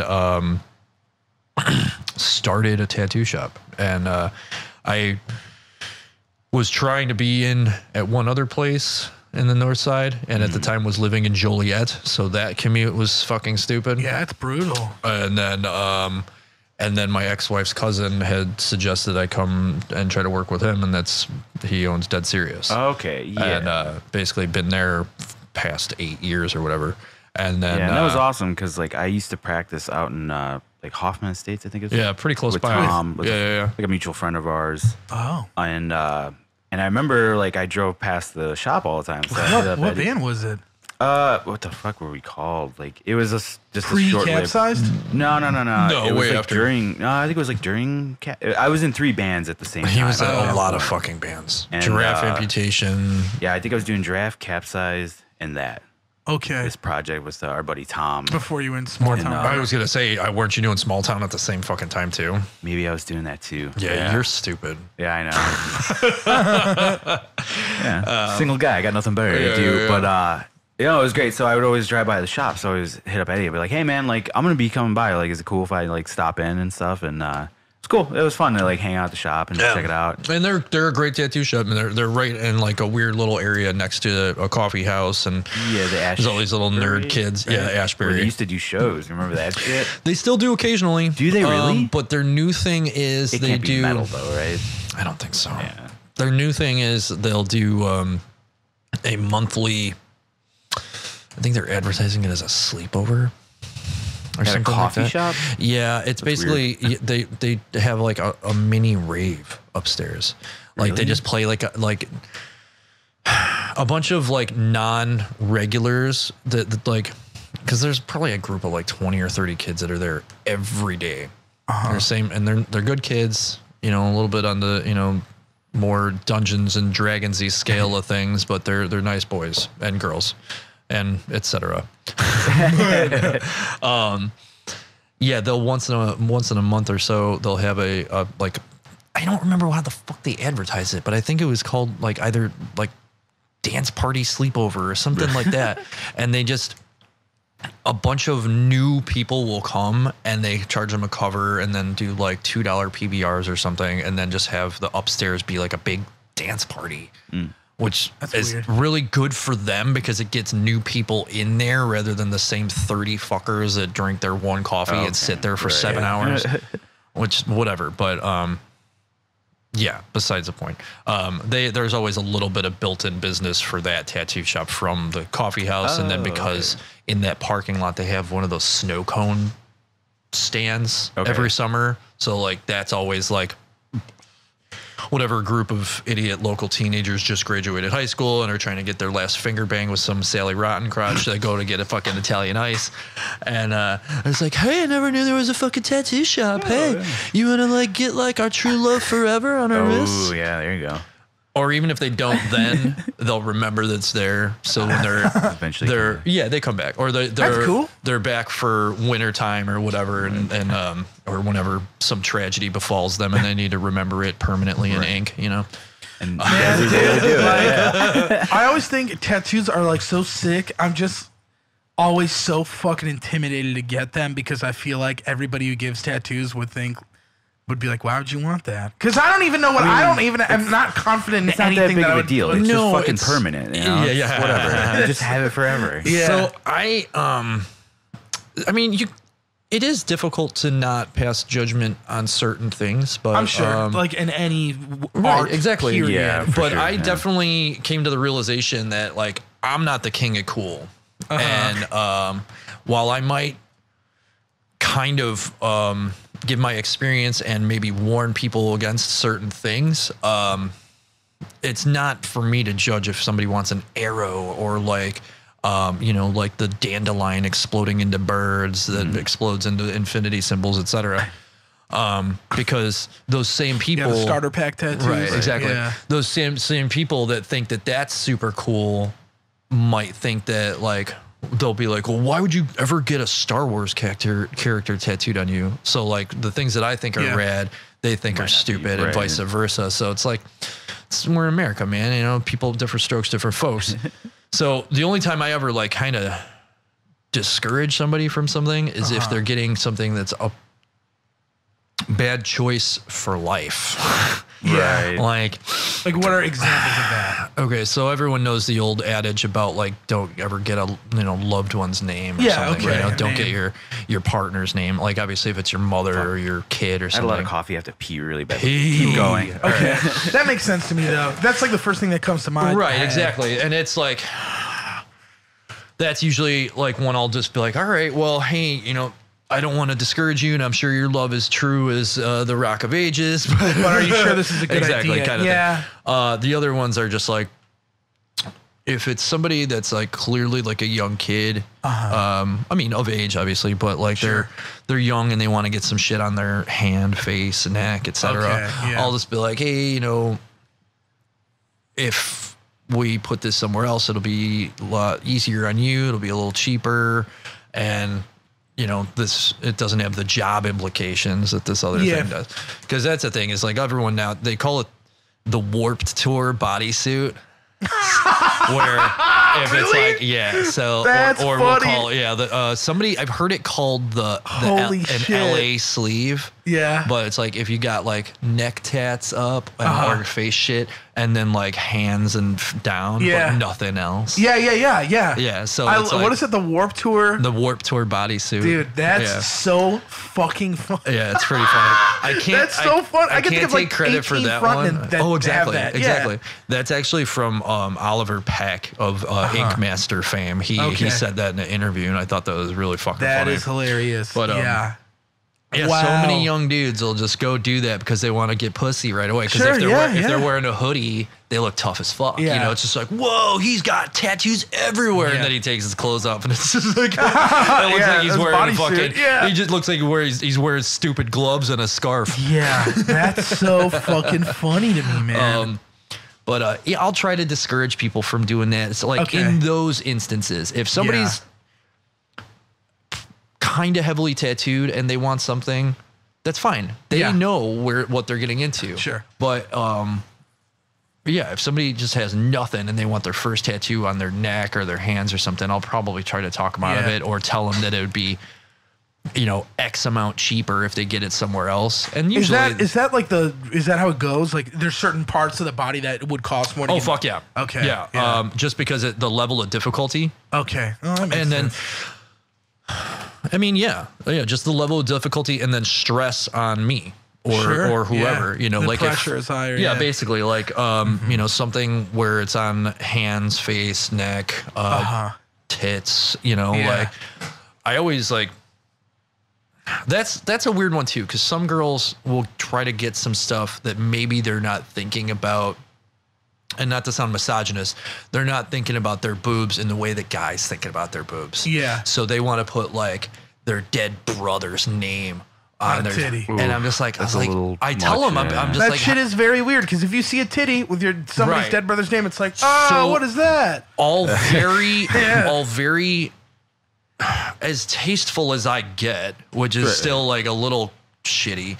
I'll just be Which is one thing I do love about you, Eddie, is like you don't pull punches. And I think given your profession, that's great though. Like you need to be like that. Yeah. Because I'm sure in all your time doing this, you've definitely saved some people from questionable decisions on tattoos. I'm sure. And I'll give you a really good example. I'll give you a good example afterwards. But because like I remember like I'm trying to think some of the bad tattoos that are famously out there. Like you just do a quick Google search. I've talked to other tattoo artists where like they all are like shame on the guy that like did that, how dare you take the money to do that? And like, it's like what the fuck, like no integrity. There's a million good Instagrams of like sucky tattoos, etc. But there's one today I saw that was Boomhauer from King of the Hill dressed as Goku. That's very sick. So I like that he's holding his beard and is like, dang old power level over 90. That's sick. I like that one. It's pretty funny. But yeah, the chicks don't think about stuff because they don't have the same like weird mentality that gross dudes do. Right. So like That's fair. Right. So they're thinking, they're grieving, they're thinking of their dead loved one, or they're thinking about something that's special, or their children or whatever. Because girls typically, by and large, will get emotional or memory tattoos. More meaningful. Guys, things. Guys do that when they first start, but then we'll just be like, yeah, man, I need an eagle here. Yeah. Right. Looks badass. It'll probably get me laid. Whereas, chicks, sometimes they think about like the sexiness, like they want to do flowers that fit their body or blah, blah, blah. But by and large, they'll get like some shit about their family or something important. And so what's important to you? It's often your family. It's often your children, etc. So they want to put Brigalin spelled with 15 Y's, 15 Y's and 6 N's and for some reason an X. Brigalin, great name. Or like this. The worst one is like around the tit, like which sometimes it looks great, but if it's a child's name or a brother or et cetera, and you're getting down to business and that's the first thing you see, it's like, it's going to throw what's going on here? Right. You're a kid. I told some guy recently he wanted to get tattooed at a convention, and he wanted his daughter's name, and like how he was describing it, he said underneath my belly button. And I was like, hey man, I don't mean to be indelicate, but isn't that just like a little bit above your cock? And he's like, He's like, yeah. And I was like, isn't that fucking weird? You don't see the connection? He's like, well, I've got all my other kids' names everywhere else, so no. And I was like, pass. Yeah. So you can't refuse that. Absolutely. We can refuse anything I fire clients all the time. Really? Yeah. That's interesting. I haven't done it in a while. With that but stuff, you have to have like integrity. Yeah. You have to have a line. You know, you can't just. Otherwise, yeah, you end up on that fucking webpage of Right. like, look at this shitty tattoo this guy got, and, like Okay. in this worst place possible. So is that a thing? I feel like such a noob because I No, don't it's know okay. any Yeah, of you're this not like a shit. tattoo But guy, is that like a cultural thing where it's like, let's say a dude got a tattoo that was like his mom's name on his actual dick or That'd something be like that. absolutely insane. Would like yeah. do people like shame force shame on the artist for even agreeing to doing that? Oh, yeah. Is that Yeah, that yeah. type of Yeah, approach? absolutely. Because Okay. it's just like that. Clearly, that dude's just trying to collect a buck, you know? Yeah, And it's okay, like, I'll that do makes that. sense. And I it's just like, don't know come much. on, I man. guess I don't know anything about the culture really. That's cool. Yeah, My no, mom it's fine. watches like the tattoo reality shows. Yeah. Like, she loves that shit. But like was it like Miami? yeah, both Miami Ink and New York Ink or whatever. yeah. My parents The new love one, that yeah, they shit. have black ink now. Oh, really? Yeah. Well, there's one in Chicago, yeah. I don't remember. shit. I think it's called Nine Mag is the tattoo shop. But Yeah. I had a yeah, friend we've on had like one of the competition ones. Which guy? This chick. I'm trying to think what she goes by like a name. I know her as Hallie, but she goes by Izzy, like Izzy something, like is like her Where's she working? moniker. She's out of Louisville, Oh, okay. and so it was like maybe 4 years ago. Sure. She was on one of those shows. Yeah. and I think she got about like halfway through the On competition. Ink Master or on the one that I was can't on remember A&E? what it was because That's it's okay. so long. I remember ago. that I dude have to look that it used up. to sing in Within the Ruins, Tim Yeah, or whatever. yeah. He dates that Nikki Simpson Yeah. woman who does tattoos. I think she owns a shop or something. Yeah. Yeah, he dates her, or maybe they're I know. getting married or something. But he has like the Marvel sleeves or whatever. That's I think is awesome. his thing. Yeah, it is cool. But yeah, so now I have to ask, Yeah. what are like, I don't know if you have any that come to memory, but what would be like good examples or not good examples, but like, can you remember anything that has led to like you firing clients? Like what? Yes. So it was, and it's one and the same. I was kind of going to tell this story before. I had a young man.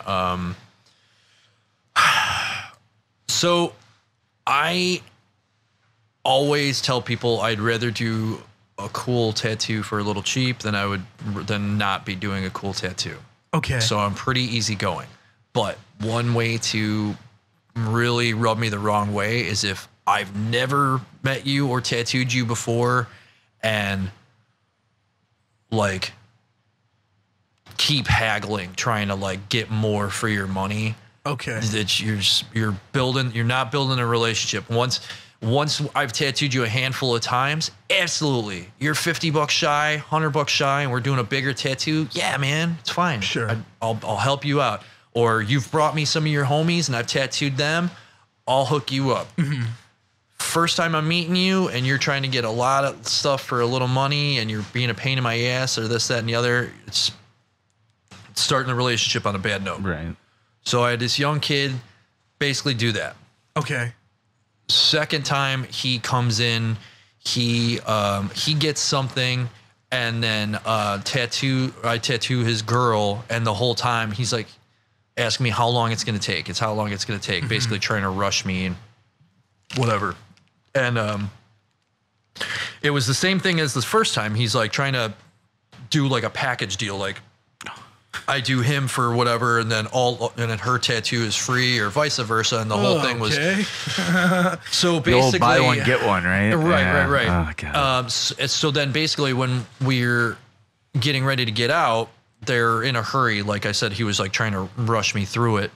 And I'm trying to, and this is his girlfriend's first tattoo. So I'm going over how to properly take care of it. Man, and what stuff. a bunch of like, not to like interrupt. No, fine. But what a bunch of like assumable bad etiquette that is. Don't you think? Like immediately, if I'm like, if I'm gonna get a tattoo, you say he's I a should younger have guy. like, I feel like I should expect to pay a lot of money for quality, and B, Right. like, I'd probably set aside that whole fucking day, Right. Like you would think that to do whatever I would, I mean, to he's not, get he's the not business buying a done. fucking bagel. Like he's No, getting you're art not. done, You're not getting you know? coffee. It's Yeah. like People, Calm the fuck That's out. so sometimes crazy to me. They don't.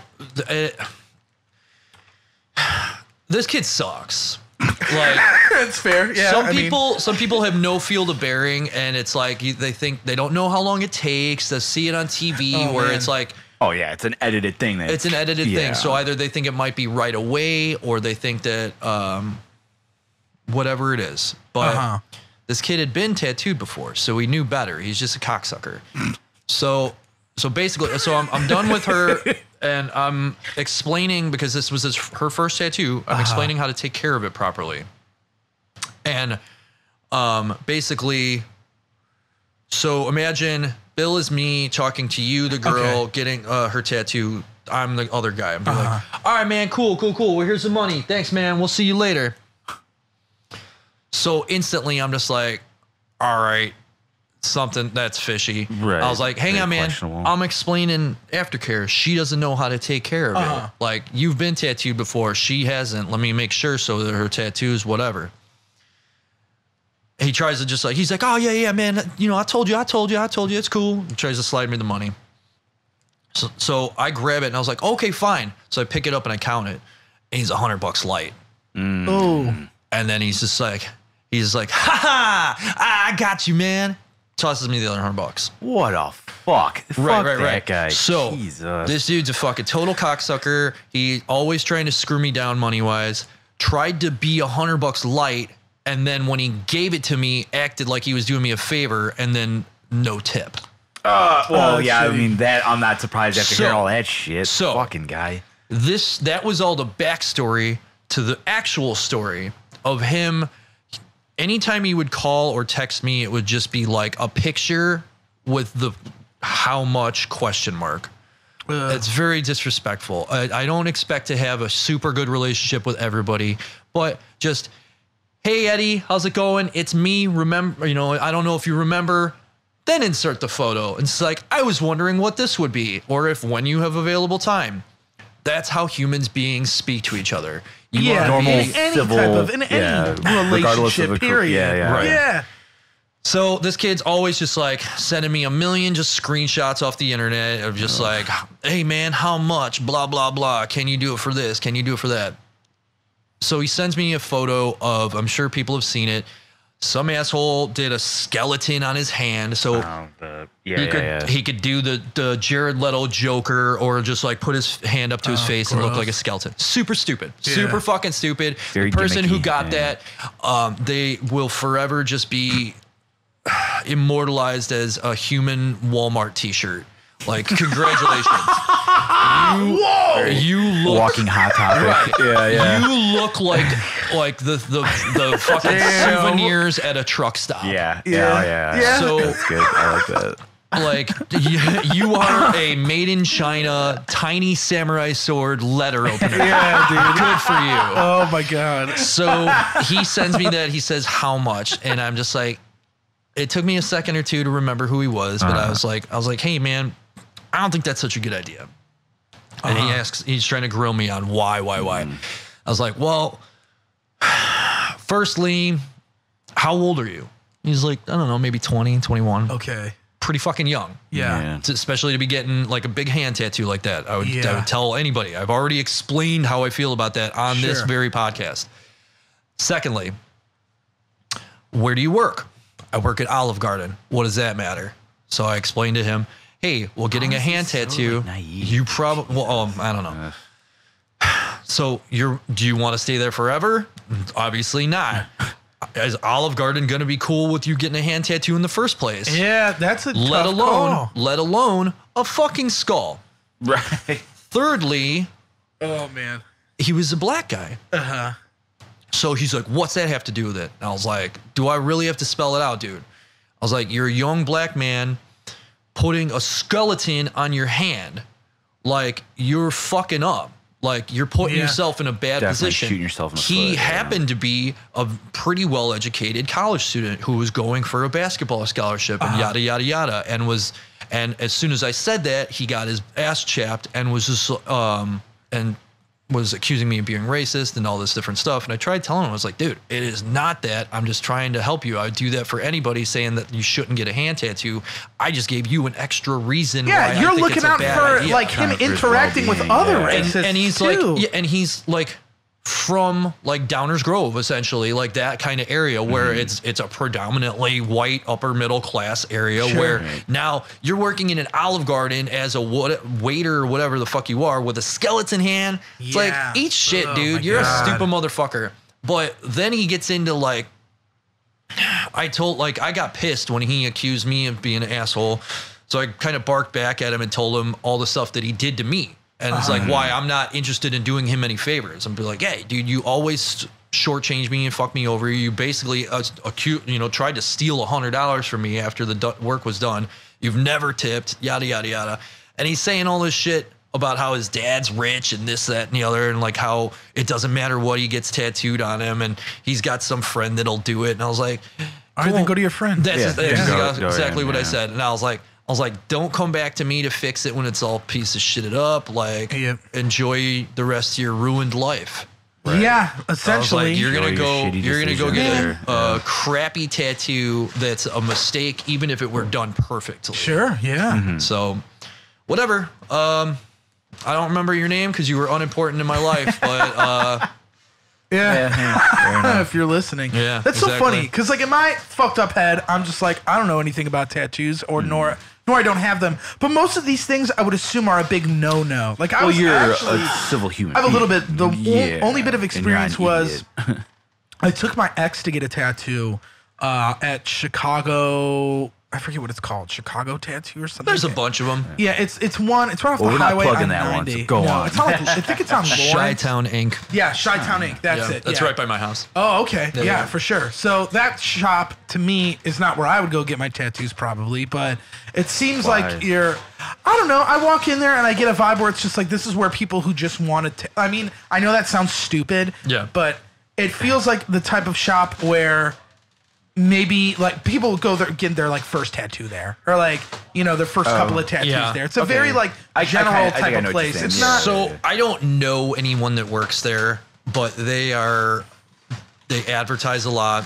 They're definitely like a kind of street shop, like you were saying, like first people like first tattoo, dipping their toes in the water, impulsive style stuff. That's exactly how it feels like. Well, that's exactly what my ex and they're did too, open. So. They're open very late. Yes, they are. So open super late. A lot of even people from as far as like out by the other shop will go there for their 18th birthday tattoos. Exactly, and I see a lot of that there because they're open post midnight. Yeah. So these fucking idiot kids will go, and because it's literally on the corner. I guess that's a good gimmick. It is, and it's literally off the corner of the highway, like it's like Lawrence and 90, and it's right fucking there. Okay. Yep. And they have a parking lot, which is important in the city. Not a whole lot of places do. So it's off the highway. They have a parking lot. It's a big building, and the guy. I mean, he's a great businessman. Apparently, it's a huge fucking place. So, yeah, they do piercing and so they're cleaning up. I have nothing bad to say about them, and I don't know them personally, but it is definitely one of those like just very like walk in like, hey, I need this and I need it now. Here's my $200. Yeah, that's the whole. That no one remembers. Yeah, no one remembers situation. Names. They'll maybe never go back there. Yeah, and like the off chance that they got a very good tattoo and like the artist, maybe they will, but I think it's more just kind of one and done stuff. That's the whole vibe I got from there, because I went there with my ex. Like first we went there because she got her septum pierced there, and then because they were open late, and that's the only time we could go. And then like we went back for a tattoo, but that was literally it. She found some picture of something she liked on the internet, like not anything original. And that's the whole thing. Like for me, like. She got this tattoo there, and she spent however much money on it, but in my head, like, she didn't leave anything for a tip, and I was like, are you gonna tip this guy? And she was like, no. So I got like $50 out, and I just like, I was like, here you go, man. Like, you know what I mean? I was really like, you're paying me back, but like, I don't think she knew, like, because in my... Some people don't know. Yeah, I knew that, like, if you're trying to... And not that I don't think she's trying to build a relationship with this person to get more tattoos, but still, he was sitting there for 3 hours working on your stupid-ass printout you found online. Like, tip this guy, I remember, you know? Like, when I got my first tattoo, I asked, like, I was like, what is the etiquette behind that? And they're like, tipping. And I was like, all right, I got that. I tell people typically, and it's funny, I'm sure nowadays with Google, you can probably figure it the fuck out, but... I tell people I tip like I would tip a waitress. Yeah. You know, you could do 10, 15, or 20, whatever you're happy with. Yeah.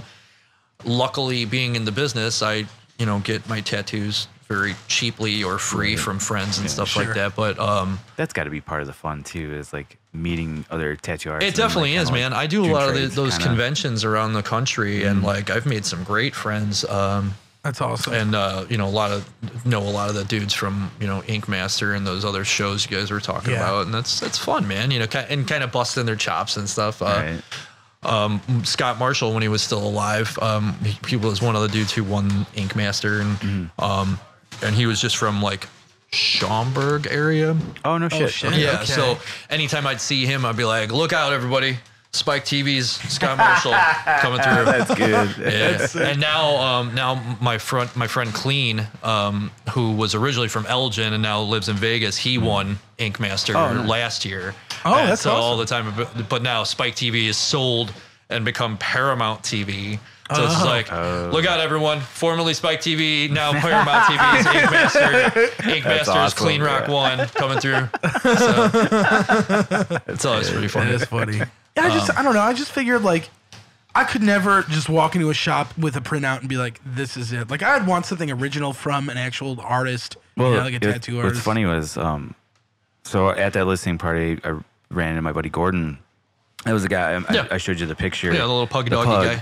And one of the ideas he had was he said it right away. He goes, yeah. He's like, you've probably seen this picture. It's a pretty famous picture, and it's like one of those what do you call it, like the geo or polygon shaped like style. Okay. And right away I'm like, well, dude, I'm telling you right now, don't get that if it's like this most popular picture of a pug. And he's like, well, the other one my friend drew. I was like, way cooler. Yeah. Do that. Way cooler, like because it's original. It is way cooler. Like go that route. Man, it's a super fun, cute little idea of it's like a little. To describe it further, it's like a one line. If you took a marker and just like did the whole like thing trying to draw a pug. Oh, okay. So it makes a fun, nice little tattoo, and then it's from somebody's friend. Yeah, a little more personal there. Yeah, I think that's the shit. Like, I've definitely had. I want to get tattoos at some point in my life. Like that's definitely on my agenda list. I'm just usually too broke or like I overthink it. But like I'm on Instagram and I try to follow artists where I'm like, oh yeah, I think this looks sick. And then I'll scope it out for a while. I'll be like, all right, what does this other stuff look like? What does this look like? Would this be a good idea? Like a buddy of Craig's actually. I think his name is Jim Little. He tattoos at Jim's Deluxe. the shit. I met the dude once, but he was a super nice guy. But very weird stuff, man. Yeah, it's sick though. Like his artwork. I love his stuff. Yeah, but he did Atme's logo. He did their logo. He's done T-shirt designs for them and shit. It's like really cool. That's interesting. Yeah, so I follow him on the internet, and I was just Jim like, oh, does that's some cool. pretty wild shit, man. Yeah, I was trying to find it. So it is very weird stuff. I know I have some too. I follow him on Instagram, but. Nice. He actually just, I think he just became friends with me on Facebook. Oh, nice.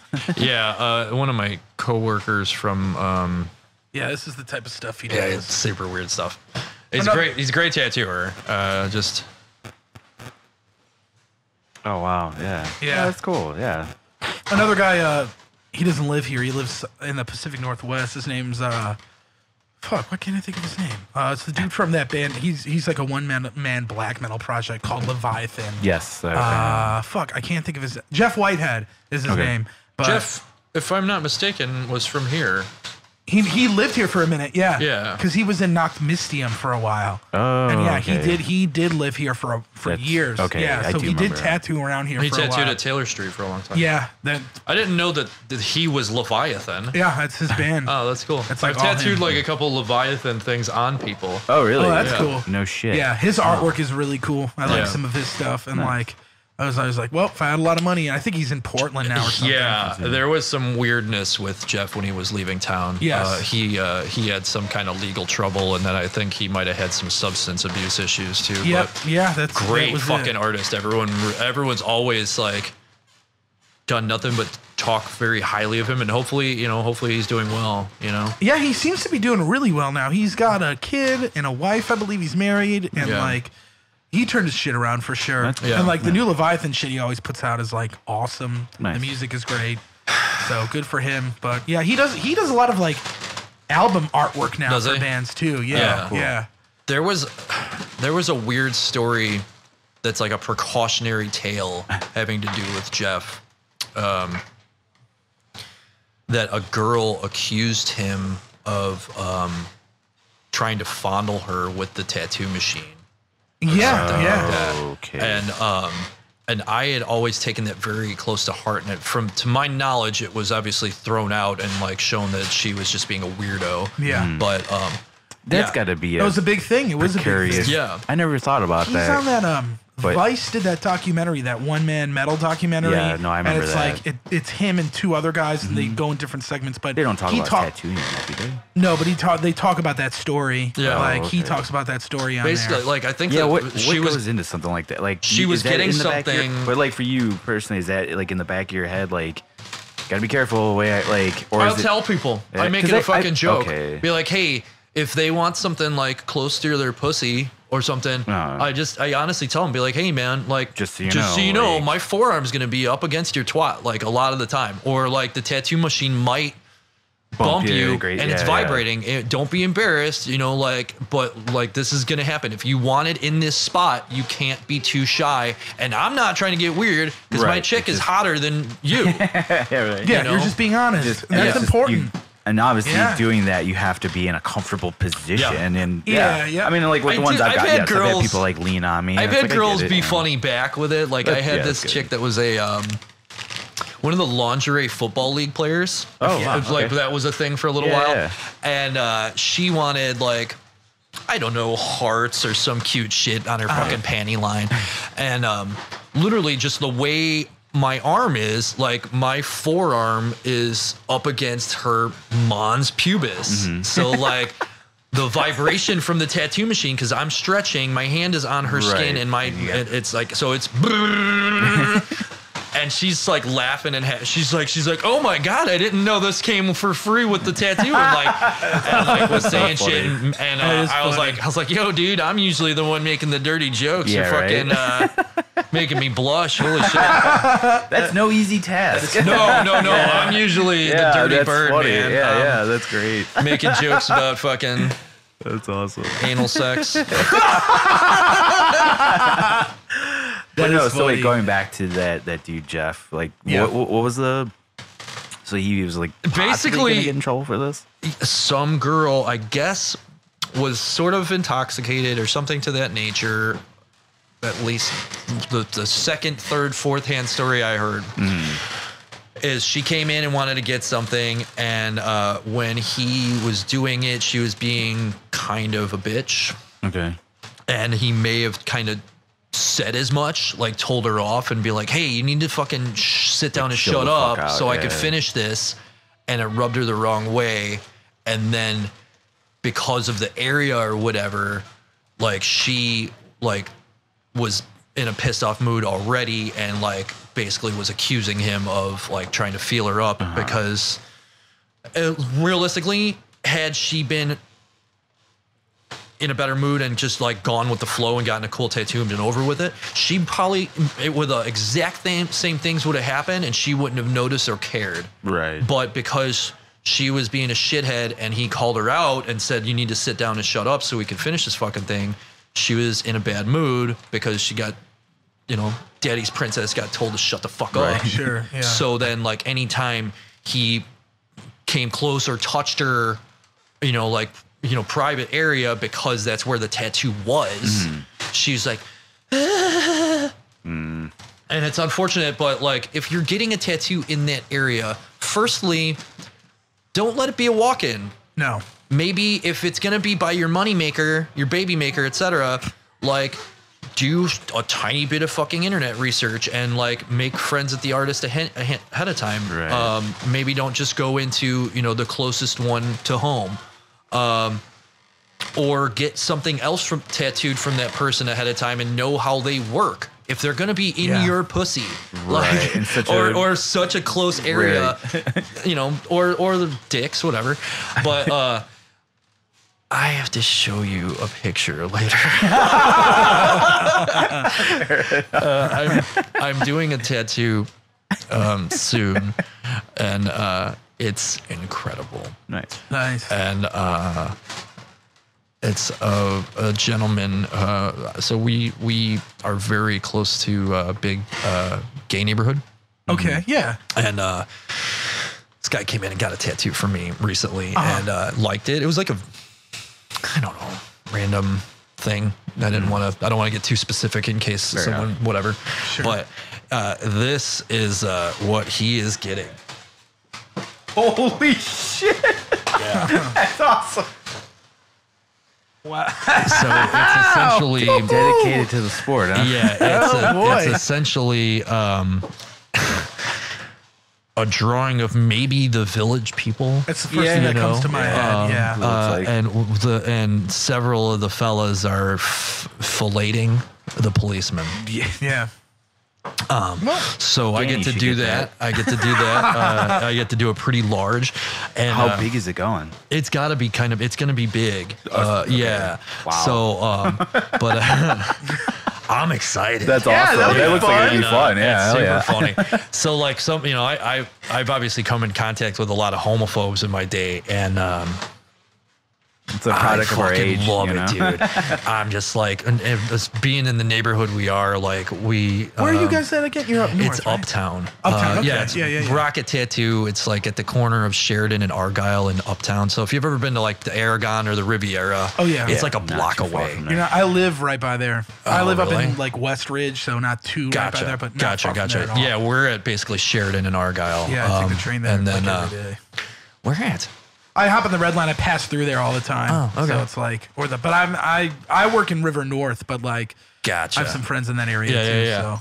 So, but yeah, super fun. So super huge gay population, and they come and they're always like very supportive of us. And we marched in the parade last weekend. And cool. It was super fun. Yeah, Alex marched in the parade last weekend. Really? Yeah. Nice. Threw out like fucking 4,000 stickers and then got soaking wet. But I fucking hate homophobes, and like anytime I get to do something weird like freaking out the squares, I'm into it. So. Nice. That's awesome. It's very cool. You saw the pictures of me from the parade, right? Yeah. It was so great. I wore I cut jean shorts like into like worse than Daisy Dukes, like so like my pockets were visible below the fringe, and I was just like, yeah, man, if we're gonna get gay, let's get fucking gay. Yeah, go all the way, man. And I had like a dickie on, like it was super fun. So that is that's awesome. Hell yeah. Shit. That's super funny, man. Yeah, that is cool though. Great. Fuck yeah, man. Yeah, Alex so marched in the parade with fucking pleasure I chest. stopped at the shop on Friday after that listening party. It was cool because cool. Because you guys when was the opening?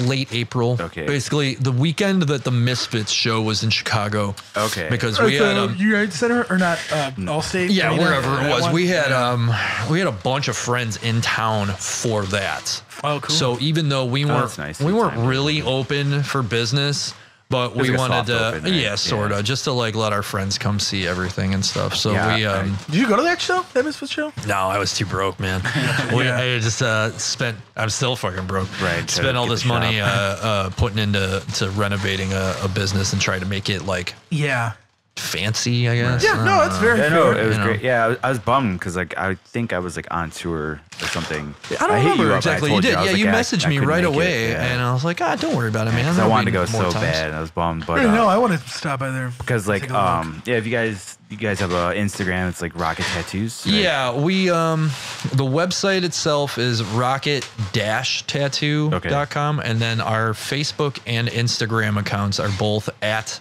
Rocket Tattoos, plural. We didn't want it to be plural, but I guess some other asshole in like Italy has it, so whatever though. But it was fun because like if you go on there, you can see like Brian says, the highlights of you guys. Yeah. Setting up the looking place, at it like right now. demoing Knocking and stuff. down walls and I loved it, and it was yeah. cool seeing all the work you guys put because you guys put a fuck ton of work into it. Yeah, it's it's wild, man. And the shop looks beautiful. Like I Thank love you. it. I think Yeah, it it's looks mostly, so great. The mostly vibe is homeboy. phenomenal.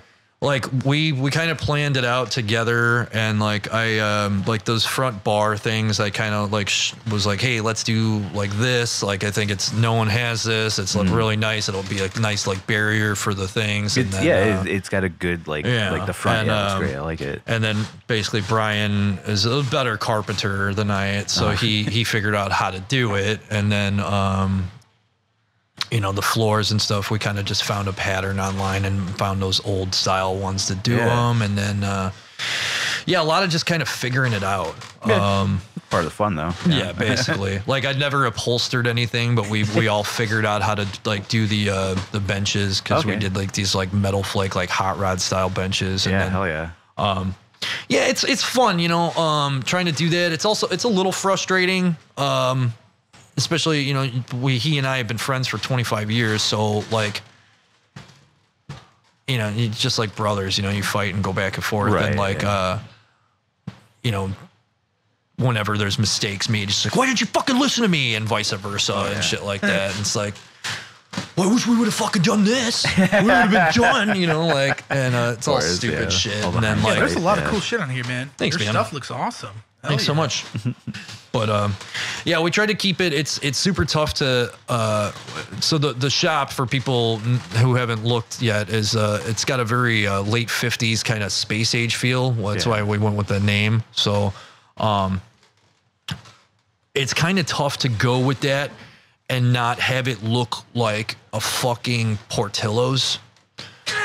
You know, or a TGI Fridays. It's like, hey, or like just like every suburban dad has like that picture in his basement of like the diner with Marilyn Monroe, and it's like, you want it to be kitschy and recognizable as the era you're going for, but not be fucking Pee-wee's Playhouse, or like TGI Fridays, where it's just like, hey, I've got a radio that doesn't work mounted to the wall and no fucking like, you know, or like a bunch of wacky old school TVs. Yeah. A bunch of random fucking car parts just like super glued to the wall for no fucking reason, or like leopard print everywhere. Right. Not that I have any problem with that, but like, it's. You want to use certain colors and certain things, but it is a very fine fucking line between like having it become a John Waters movie, or like,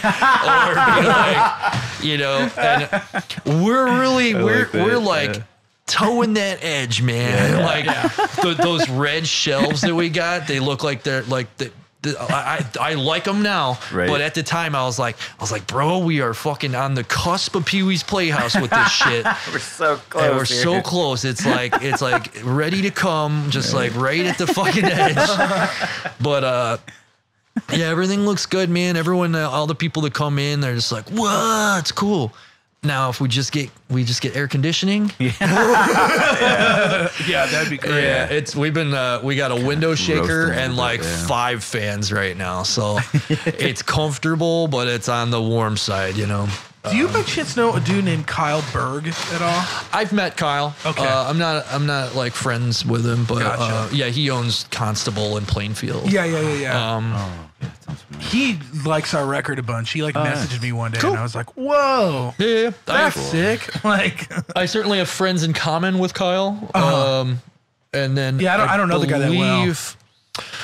I believe my friend, I think Felker, is somehow he's got married work to his sister or something. Someone was dating somebody. Of him getting worked on. That's what the name sounds familiar. Yeah, Felker was.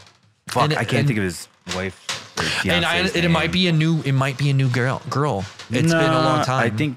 I don't fucking know. The girl he's been with for a while. Okay. It's got to be her. Yeah. Fuck, I think I've met her like once before. And I think she is maybe Kyle's sister. Oh, okay. So, I mean, I don't really know the dude. World. It's definitely it's a very small community too within tattoo stuff. Is it similar to like how the music community was, where it's like, you know, it's like all the musicians just kind of know each other, like, and then like very friends similar. of friends, you kind of like know about everybody in some regard. So, I think that I'm kind of well known by people, but I kind of worry I'm not well liked. I don't know why. That's funny. I've never. Well, within the tattoo communities. Okay. Within everything else, everyone, you know, I'm like, well, dude, I come hang out and fucking whatever. But for whatever reason, I'm like very rarely invited to do art shows. Huh. Like, well, hear that, guys? Yeah, exactly. Look up Eddy, man. Exactly. I'll be your buddy, dude. He's a great dude. How long have I known you now? Pretty long while. Probably close to 15 years. Yeah, it sounds about right. God damn. Yeah, it's funny because yeah, dude, yeah, we're old. I'm gonna go potty. Yeah, go for it. One of the first times ever, I didn't actually meet Eddy at the time, but I saw him. Where it's like at shows and stuff, and he was this dude that was always in a button up and a tie, and pitting it up.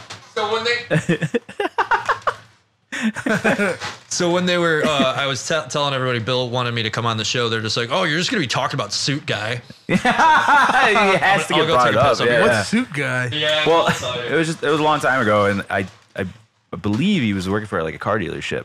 So he had to dress up, and he would just come straight from work to the shows.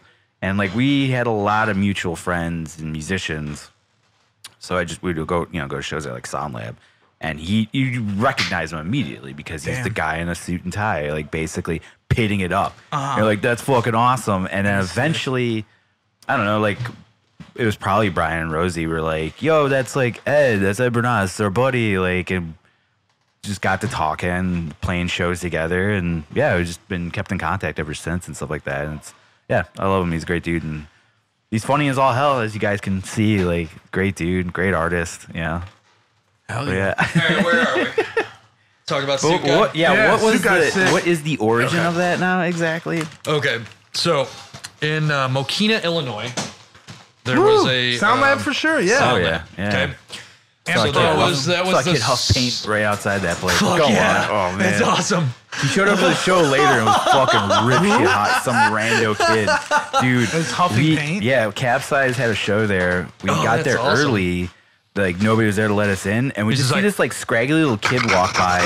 Well, no, he didn't do it in front of us. But we see him go behind, like, the dumpster. And you hear the fucking rattle. Yeah, dude. And then he comes stumbling out, like, shit all over his face. And I was like, dude, that kid just fucking It's gotta be huff paint. silver or gold, right? Oh, yeah. I don't know why. Yeah. I don't know. There's something about that. I've never those fucking two huffed colors. paint. Yeah. Apparently, I huff paint practically for a living, but I don't know. Like, gold or silver. Super funny. I don't know why, but you're right. It is those two colors are very specific. But no, so you're saying. So, anyways, so Sound Lab was everyone's kind of stomping grounds for the couple years or whatever that was open. But yeah, I think that's where I met a lot of like my friends that I still have now from like. I played a few shows there too. Oh, yeah. So,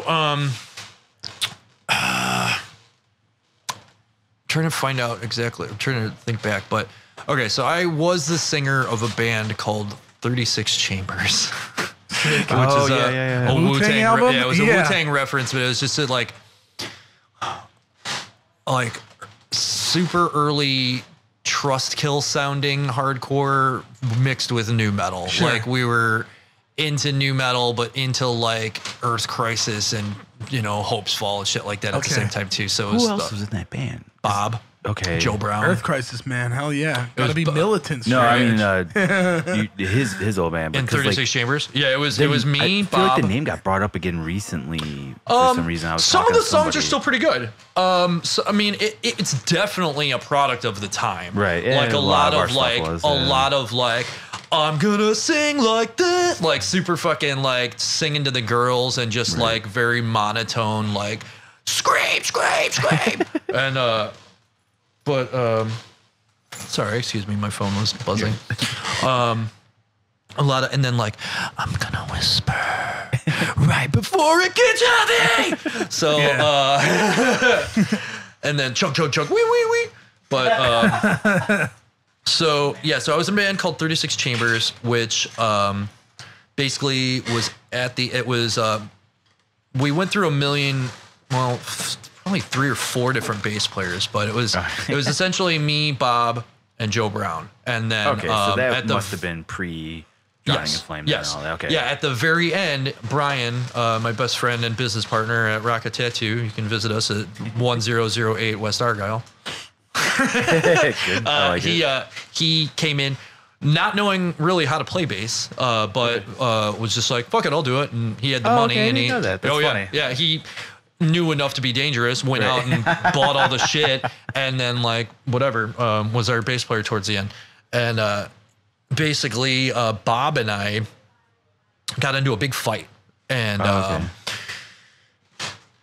I called Brian, I called Joe, and I said, hey, man, you got a fucking decision to make. Go fucking Halen or Roth. You were Roth. They chose Halen.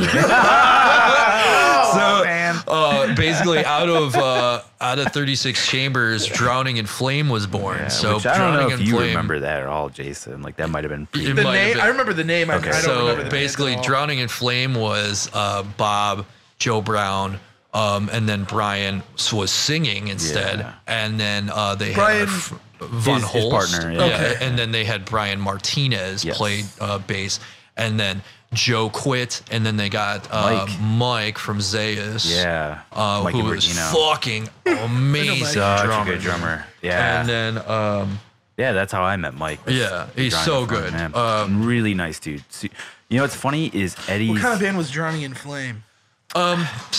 That sort of just like another product of the time. Like they like threw in a drum machine. Like they kind of tried to sound like.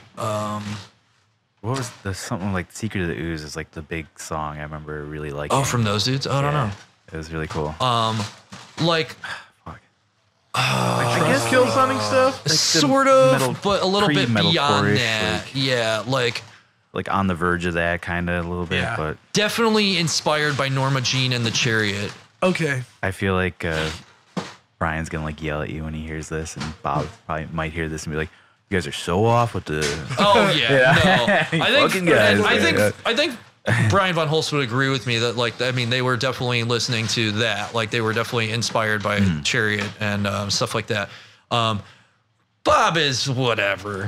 He's one of my best buddies, but he'll always just be like, "That's not what I was doing, dude. I was like just reading a lot of like." That sounds like Bob. I was reading this autobiography, and then like it just came to me. Bob's a great. I think Bob's a great songwriter. I don't think he's ever been a great guitarist. Yeah. Which it's not meant as a stab. Yeah, Bob, I love you. Yeah, but I agree. He wasn't the best of guitar players, but he's a good songwriter, good writer. Yeah, and like I do like the arrangements.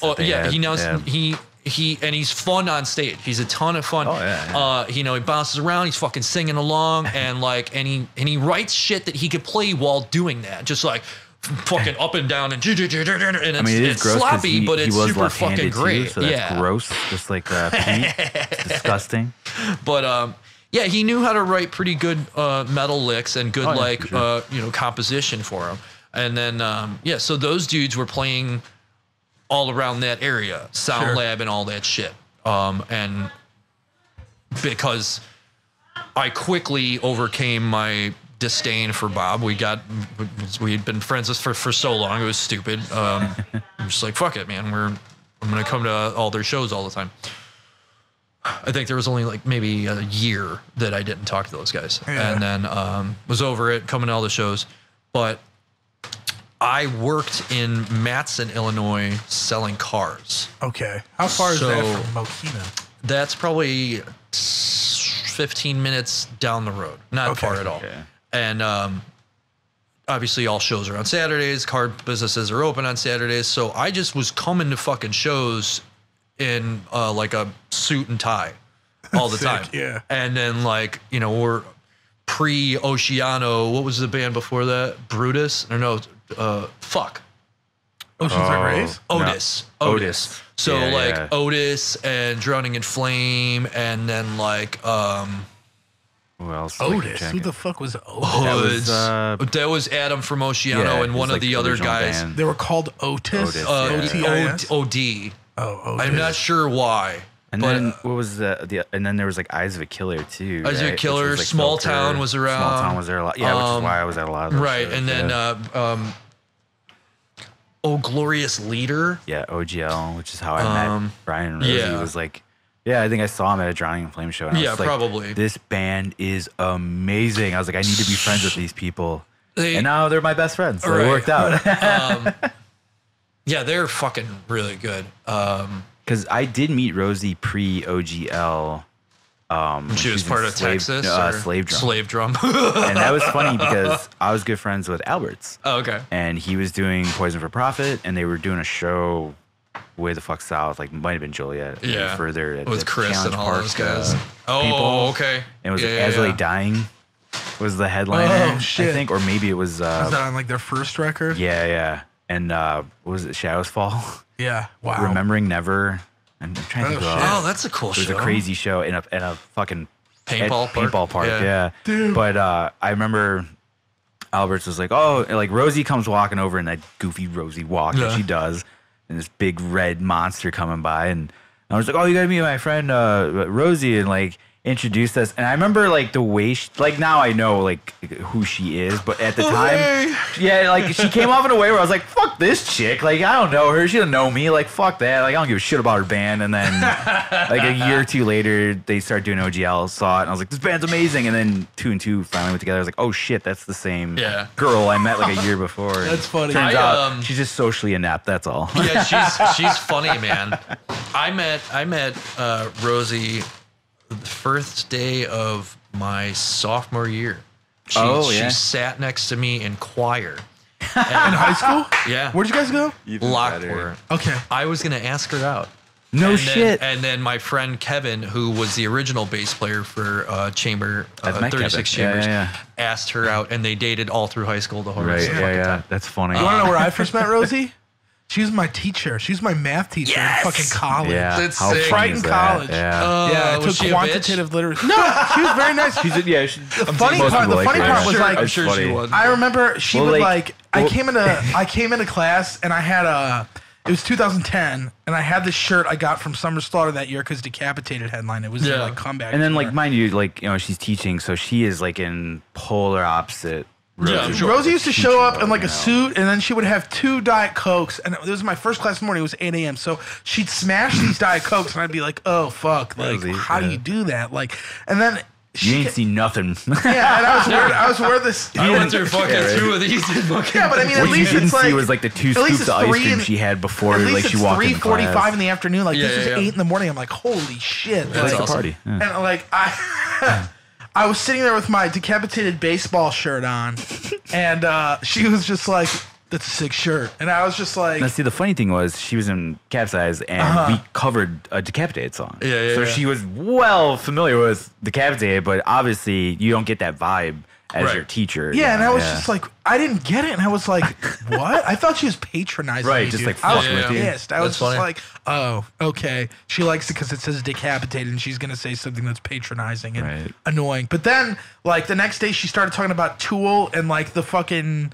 Yeah, and then I remember like, because I met your buddy Eric, and he was like, "Oh, you got to meet my friends. Like, we meet up all the time in this one section. We all talk metal." And I'm like, "Yeah, sure, I'll come by." So I met Bill. You were in Small Town Murder, and it was Small Town Murder. Yeah, and Rosie came up, and I was like, "Oh, yeah," because I was doing Capsize too, and I told her, I was like, "Yo, I need you to meet me real quick." I was like, "I'm gonna be over here in this building. Come on." Because me and Eric loved Small Town Murder. That was like my shit. And then Rosie shows up, and of course it's she's my friend, so I'm like, "What's up, dickhead? Like, how you doing?" And Jason's over here, I'm just like what the fuck is going on? And I was like, brain explode. Yeah, and I was like, oh, she really did like my shirt. She did like the shirt. Okay, so it made a lot more sense to me then. And ever since, I just call her Miss.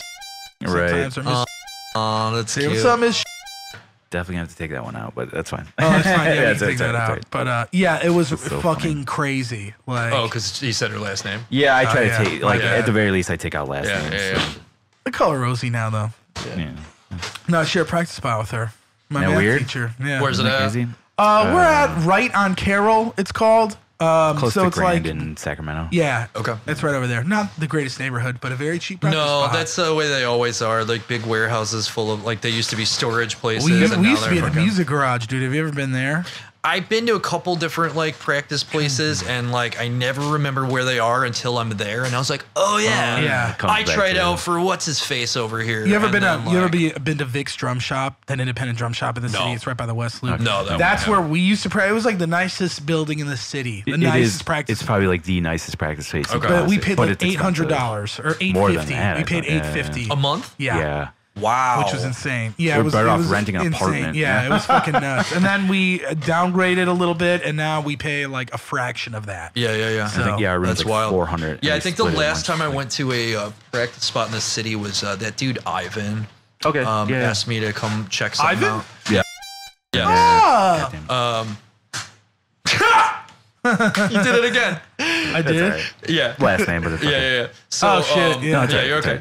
So yeah. I feel like he wouldn't give a shit, but I'm gonna. No, yeah. Trying to think where he practiced it. I also heard some weird stuff about that dude recently. Yeah. I've been hearing some something. questionable shit too. Yeah, so anyways. And I kind of got caught up in the middle of it. I ignore it, man. I don't know the dude well enough to give a shit. And I don't know any of the people who give a shit enough to give a shit. That's the thing is, like, I know that guy well enough, and then the other dude that was involved in all that shit, I know, you know, but yeah. And so, like, that incident. Yeah, and I still don't quite know. Yeah. What the fucking story was, because I kind of got cornered into it, and I was like, all right, and then once it was out of my hands, I was like, that's it. I don't want to be involved. I don't know the story. So anyway, it doesn't matter. He asked me to come jam with him once or twice, and it was all like fun stuff, but I don't know. I got a super shitty vibe from the dude he had playing drums with him. I wonder who that was. That other Jason. Yes, dude. Yeah, because that's where I thought you were when with the last. Oh, yeah. And then I saw the picture and I was like, this ain't that fucking dude. This is cool. That's yeah. That was the guy. Okay, yeah. Remember they came to our fucking half brother of the vocalist that Alex works with a lot. Okay. or maybe full brother. I can't remember. You No, remember they came out to like one? They were coming out to our shows all the time, and that dude would get like blackout drunk. Yeah. I think he was doing a little bit more, but yeah. So my funny thing with him was, I don't know. We're going through a couple of like random things that they wrote just to like feel it out, see if like they like me, I like them, sort of shit, and we're going back and forth, and I literally said something like, oh yeah, well, whatever the shit is you guys are doing. And he stopped me. He's like, hey man, I don't appreciate you calling it shit. Like, we literally are like, but that's just a term. But he took it way wrong, huh? I think he knew exactly how I meant it, and he just decided to be pretentious. Yeah. That's really and it's funny. like, this is my art, all right? Dude, you don't call shit it for shit. Breakfast there, Dreadlock. I don't fucking like you, man. Like, that's really funny. Yeah, no, that's not me. I think you told me that story actually. Dude, it was a bummer because the music was good, and like I said, I hadn't been in a fucking metal band, and like already, and this is even 5 years ago, so I'd already been out of a band for a long time, and I was a good player. Yeah, could have been a contender. Could have been a contender. That's so funny. Yeah, and it's somebody new that I hadn't worked with. Yeah. Oh, you know why? Because I was inviting you to fucking come jam with us. That's why you heard the story. Okay. Because I was trying to invite, but you were doing too much other shit at the time. Probably. And then you were sending me that stuff that sounded like Deftones. Yeah, my old I haven't dealt with that forever. Yeah, that's exactly why. But yeah, that dude's I don't know, man. I'm sure he's a nice kid. He just fucking bummed me out. I was like, yeah man, if you can't just take the way I talk without being insulted. I say dude to everyone, whether it's a female or male. Right. I say shit about just things. I don't mean that they are lacking in quality. Right. It's just like, the placeholder you give for that thing. Pretty much. Funny. So whatever. But that's my story. It's a good story. Okay, so we're out of time. We should probably start wrapping up. Okay. If you got another story, no, because I told you I would tell you this one on the show. What is it? This is what we were talking about before we started. Upstairs. Okay, so you saw where my tattoo shop is, right? Yeah. So if you read in the internet or news or whatever, there was a shooting. There's been a couple of shootings on that street recently. That's crazy. Yes. I didn't on Argyle? Yes. That does not seem like the area at all. It doesn't seem like it because everything else around it is fucking pristine and it's very nice. It's all built up now. Right. Yeah. So in that neighborhood, there's an old crazy house. And then there's like single resident occupancies for like kind of / homeless people, but not quite. Okay. And then there's like a rehab center. So you have like a fucking perfect storm hurricane of weirdos. Sure. Bunch of like unbalanced people. Exactly. Add to that the gangbangers come and they sell cut and stepped on drugs very cheaply to them. Okay. So they buy fucking heroin or whatever it is, cut it enough times to where they can sell it for $5 or whatever to the homeless people who will sit there and panhandle all day enough to just get a little bit. So This motherfucker, when we're building out the shop, finds out that the tattoo shop's there, comes around all the time. He's like, yo, man, I can't wait. I'm going to be your first guy, blah, blah, blah. I could tell something's up with him, but I don't know. He's just a tall, you know, pretty good looking, you know, black dude with long dreads, you know, but like, he's feeling us out. He's a homeless dude? No. Oh. He's a heroin dealer. So hence why he could potentially afford to. He is. He's got income. Mr. Big Dick on the block. Like he's the dude. So from what some of the neighbors have told me is like, it goes like this every couple of years. It'll be quiet, and then guys that have been locked up get out and want to reclaim what they were doing, but there's groups of new dudes. Okay. So they fucking butt heads until it gets resolved, and then it's quiet for years. Okay. Either someone dies or they get put in jail, and it's quiet for a while, etc. So this dude, there had been an altercation basically across the street from the shop, and then I hear about a shooting at the Red Line station. Okay. At the Argyle station? Yes. Yeah, okay. So I don't hear or see this dude for like 4 weeks. And I was telling Brian, I was like, I bet you that dude was the one who got hit. And he's like, what? And I was like, yeah, they said fucking, what, mid-30s, whatever. I was like, I bet you that was so-and-so that fucking got shot up. Yeah. Sure as shit, the police start coming by and making buddies with us, as they do, because cops like tattoos, and they just, whatever. They want us to be part of the community, so they've been really friendly. Yeah. So I started talking to him, and I was like, what's that? What's his face? They got hit, and he's like, yeah. Holy shit, do I got a story for you? Oh, no. I was like, all right, lay it on me, man. So the kid that did the shooting was a 14-year-old. Oh my God! Isn't that how it goes though? More often than not, with those, because they won't. Trouble they won't get laid up as an adult. Right. So, but and that one was all over the news too, because the mom wouldn't take him out of custody. Really? And she's like, I'm not fucking taking him because my house is gonna get fucking lit up. Right. Yeah. When was this? If you don't mind me asking. In early April. Okay. This year. Wow. Yeah.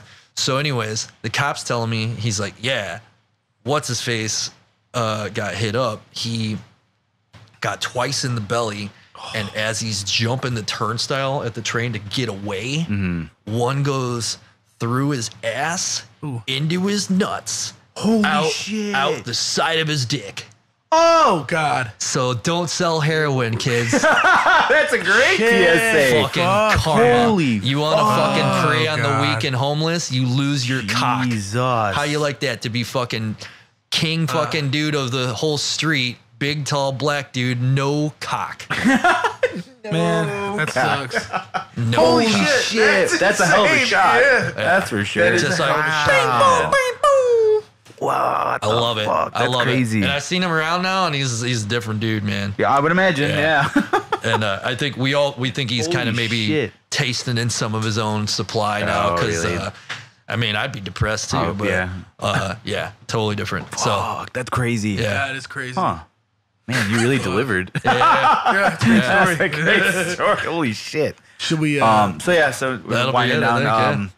Anything you want to plug? Obviously, the shop. Yeah, man. Just follow us online, or so it's at Rocket Tattoos, Instagram and Facebook. Follow us up, and this coming week is the first night market on Argyle. It's like a mini taste of Chicago for all the Vietnamese and Chinese restaurants. So it should be fun.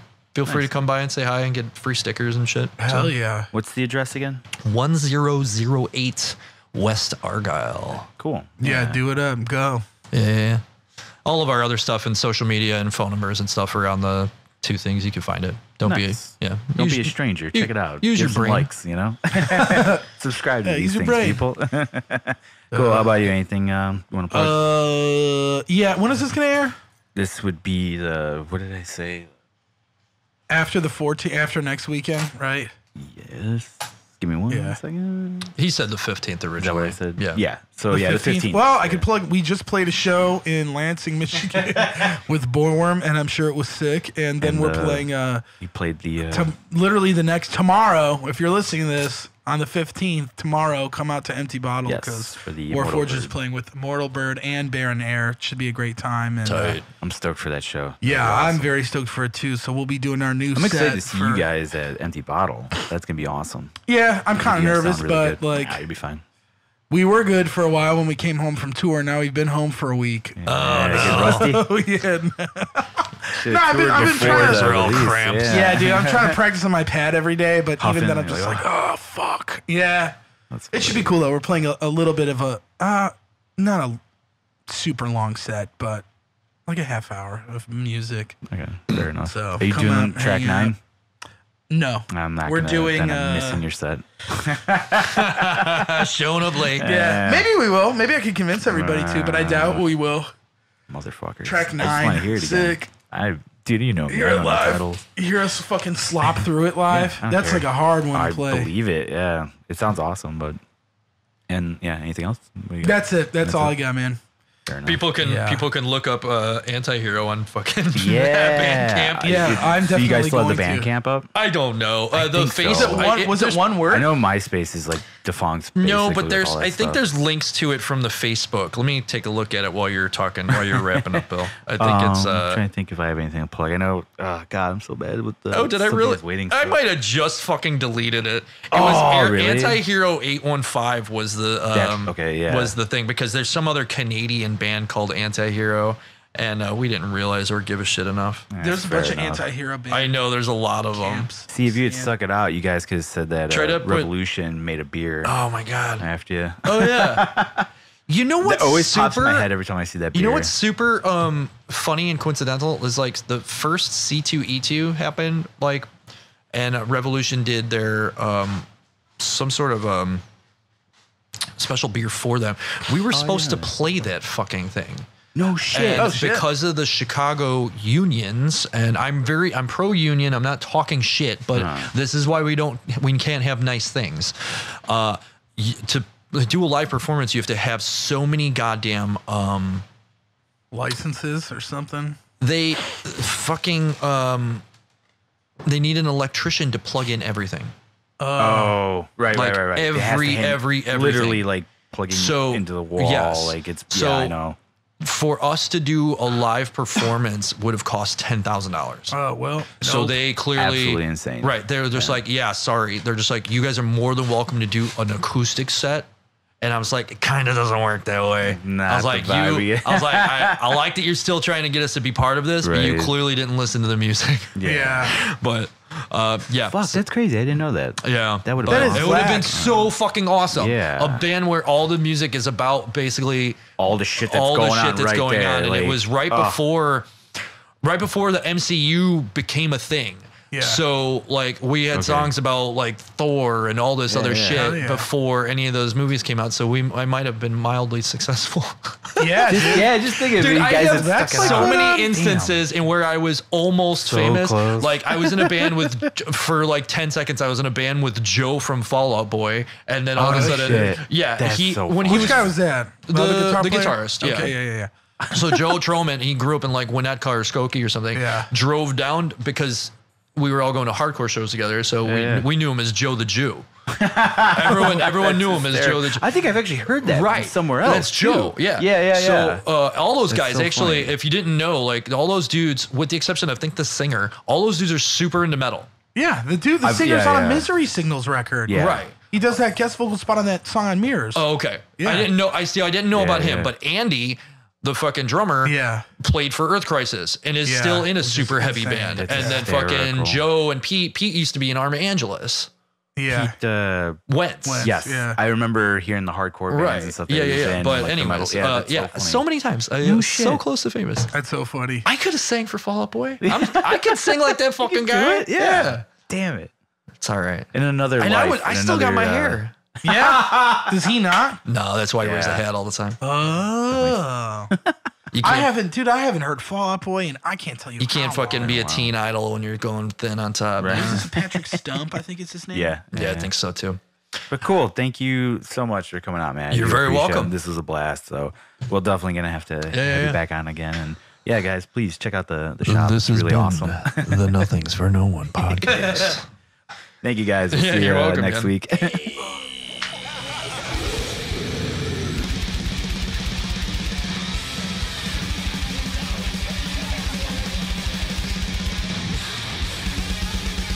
All right, guys. Thanks for checking out the Nothing's for No One podcast. Be sure to hit the subscribe and like button. Check out some of the other videos we've got.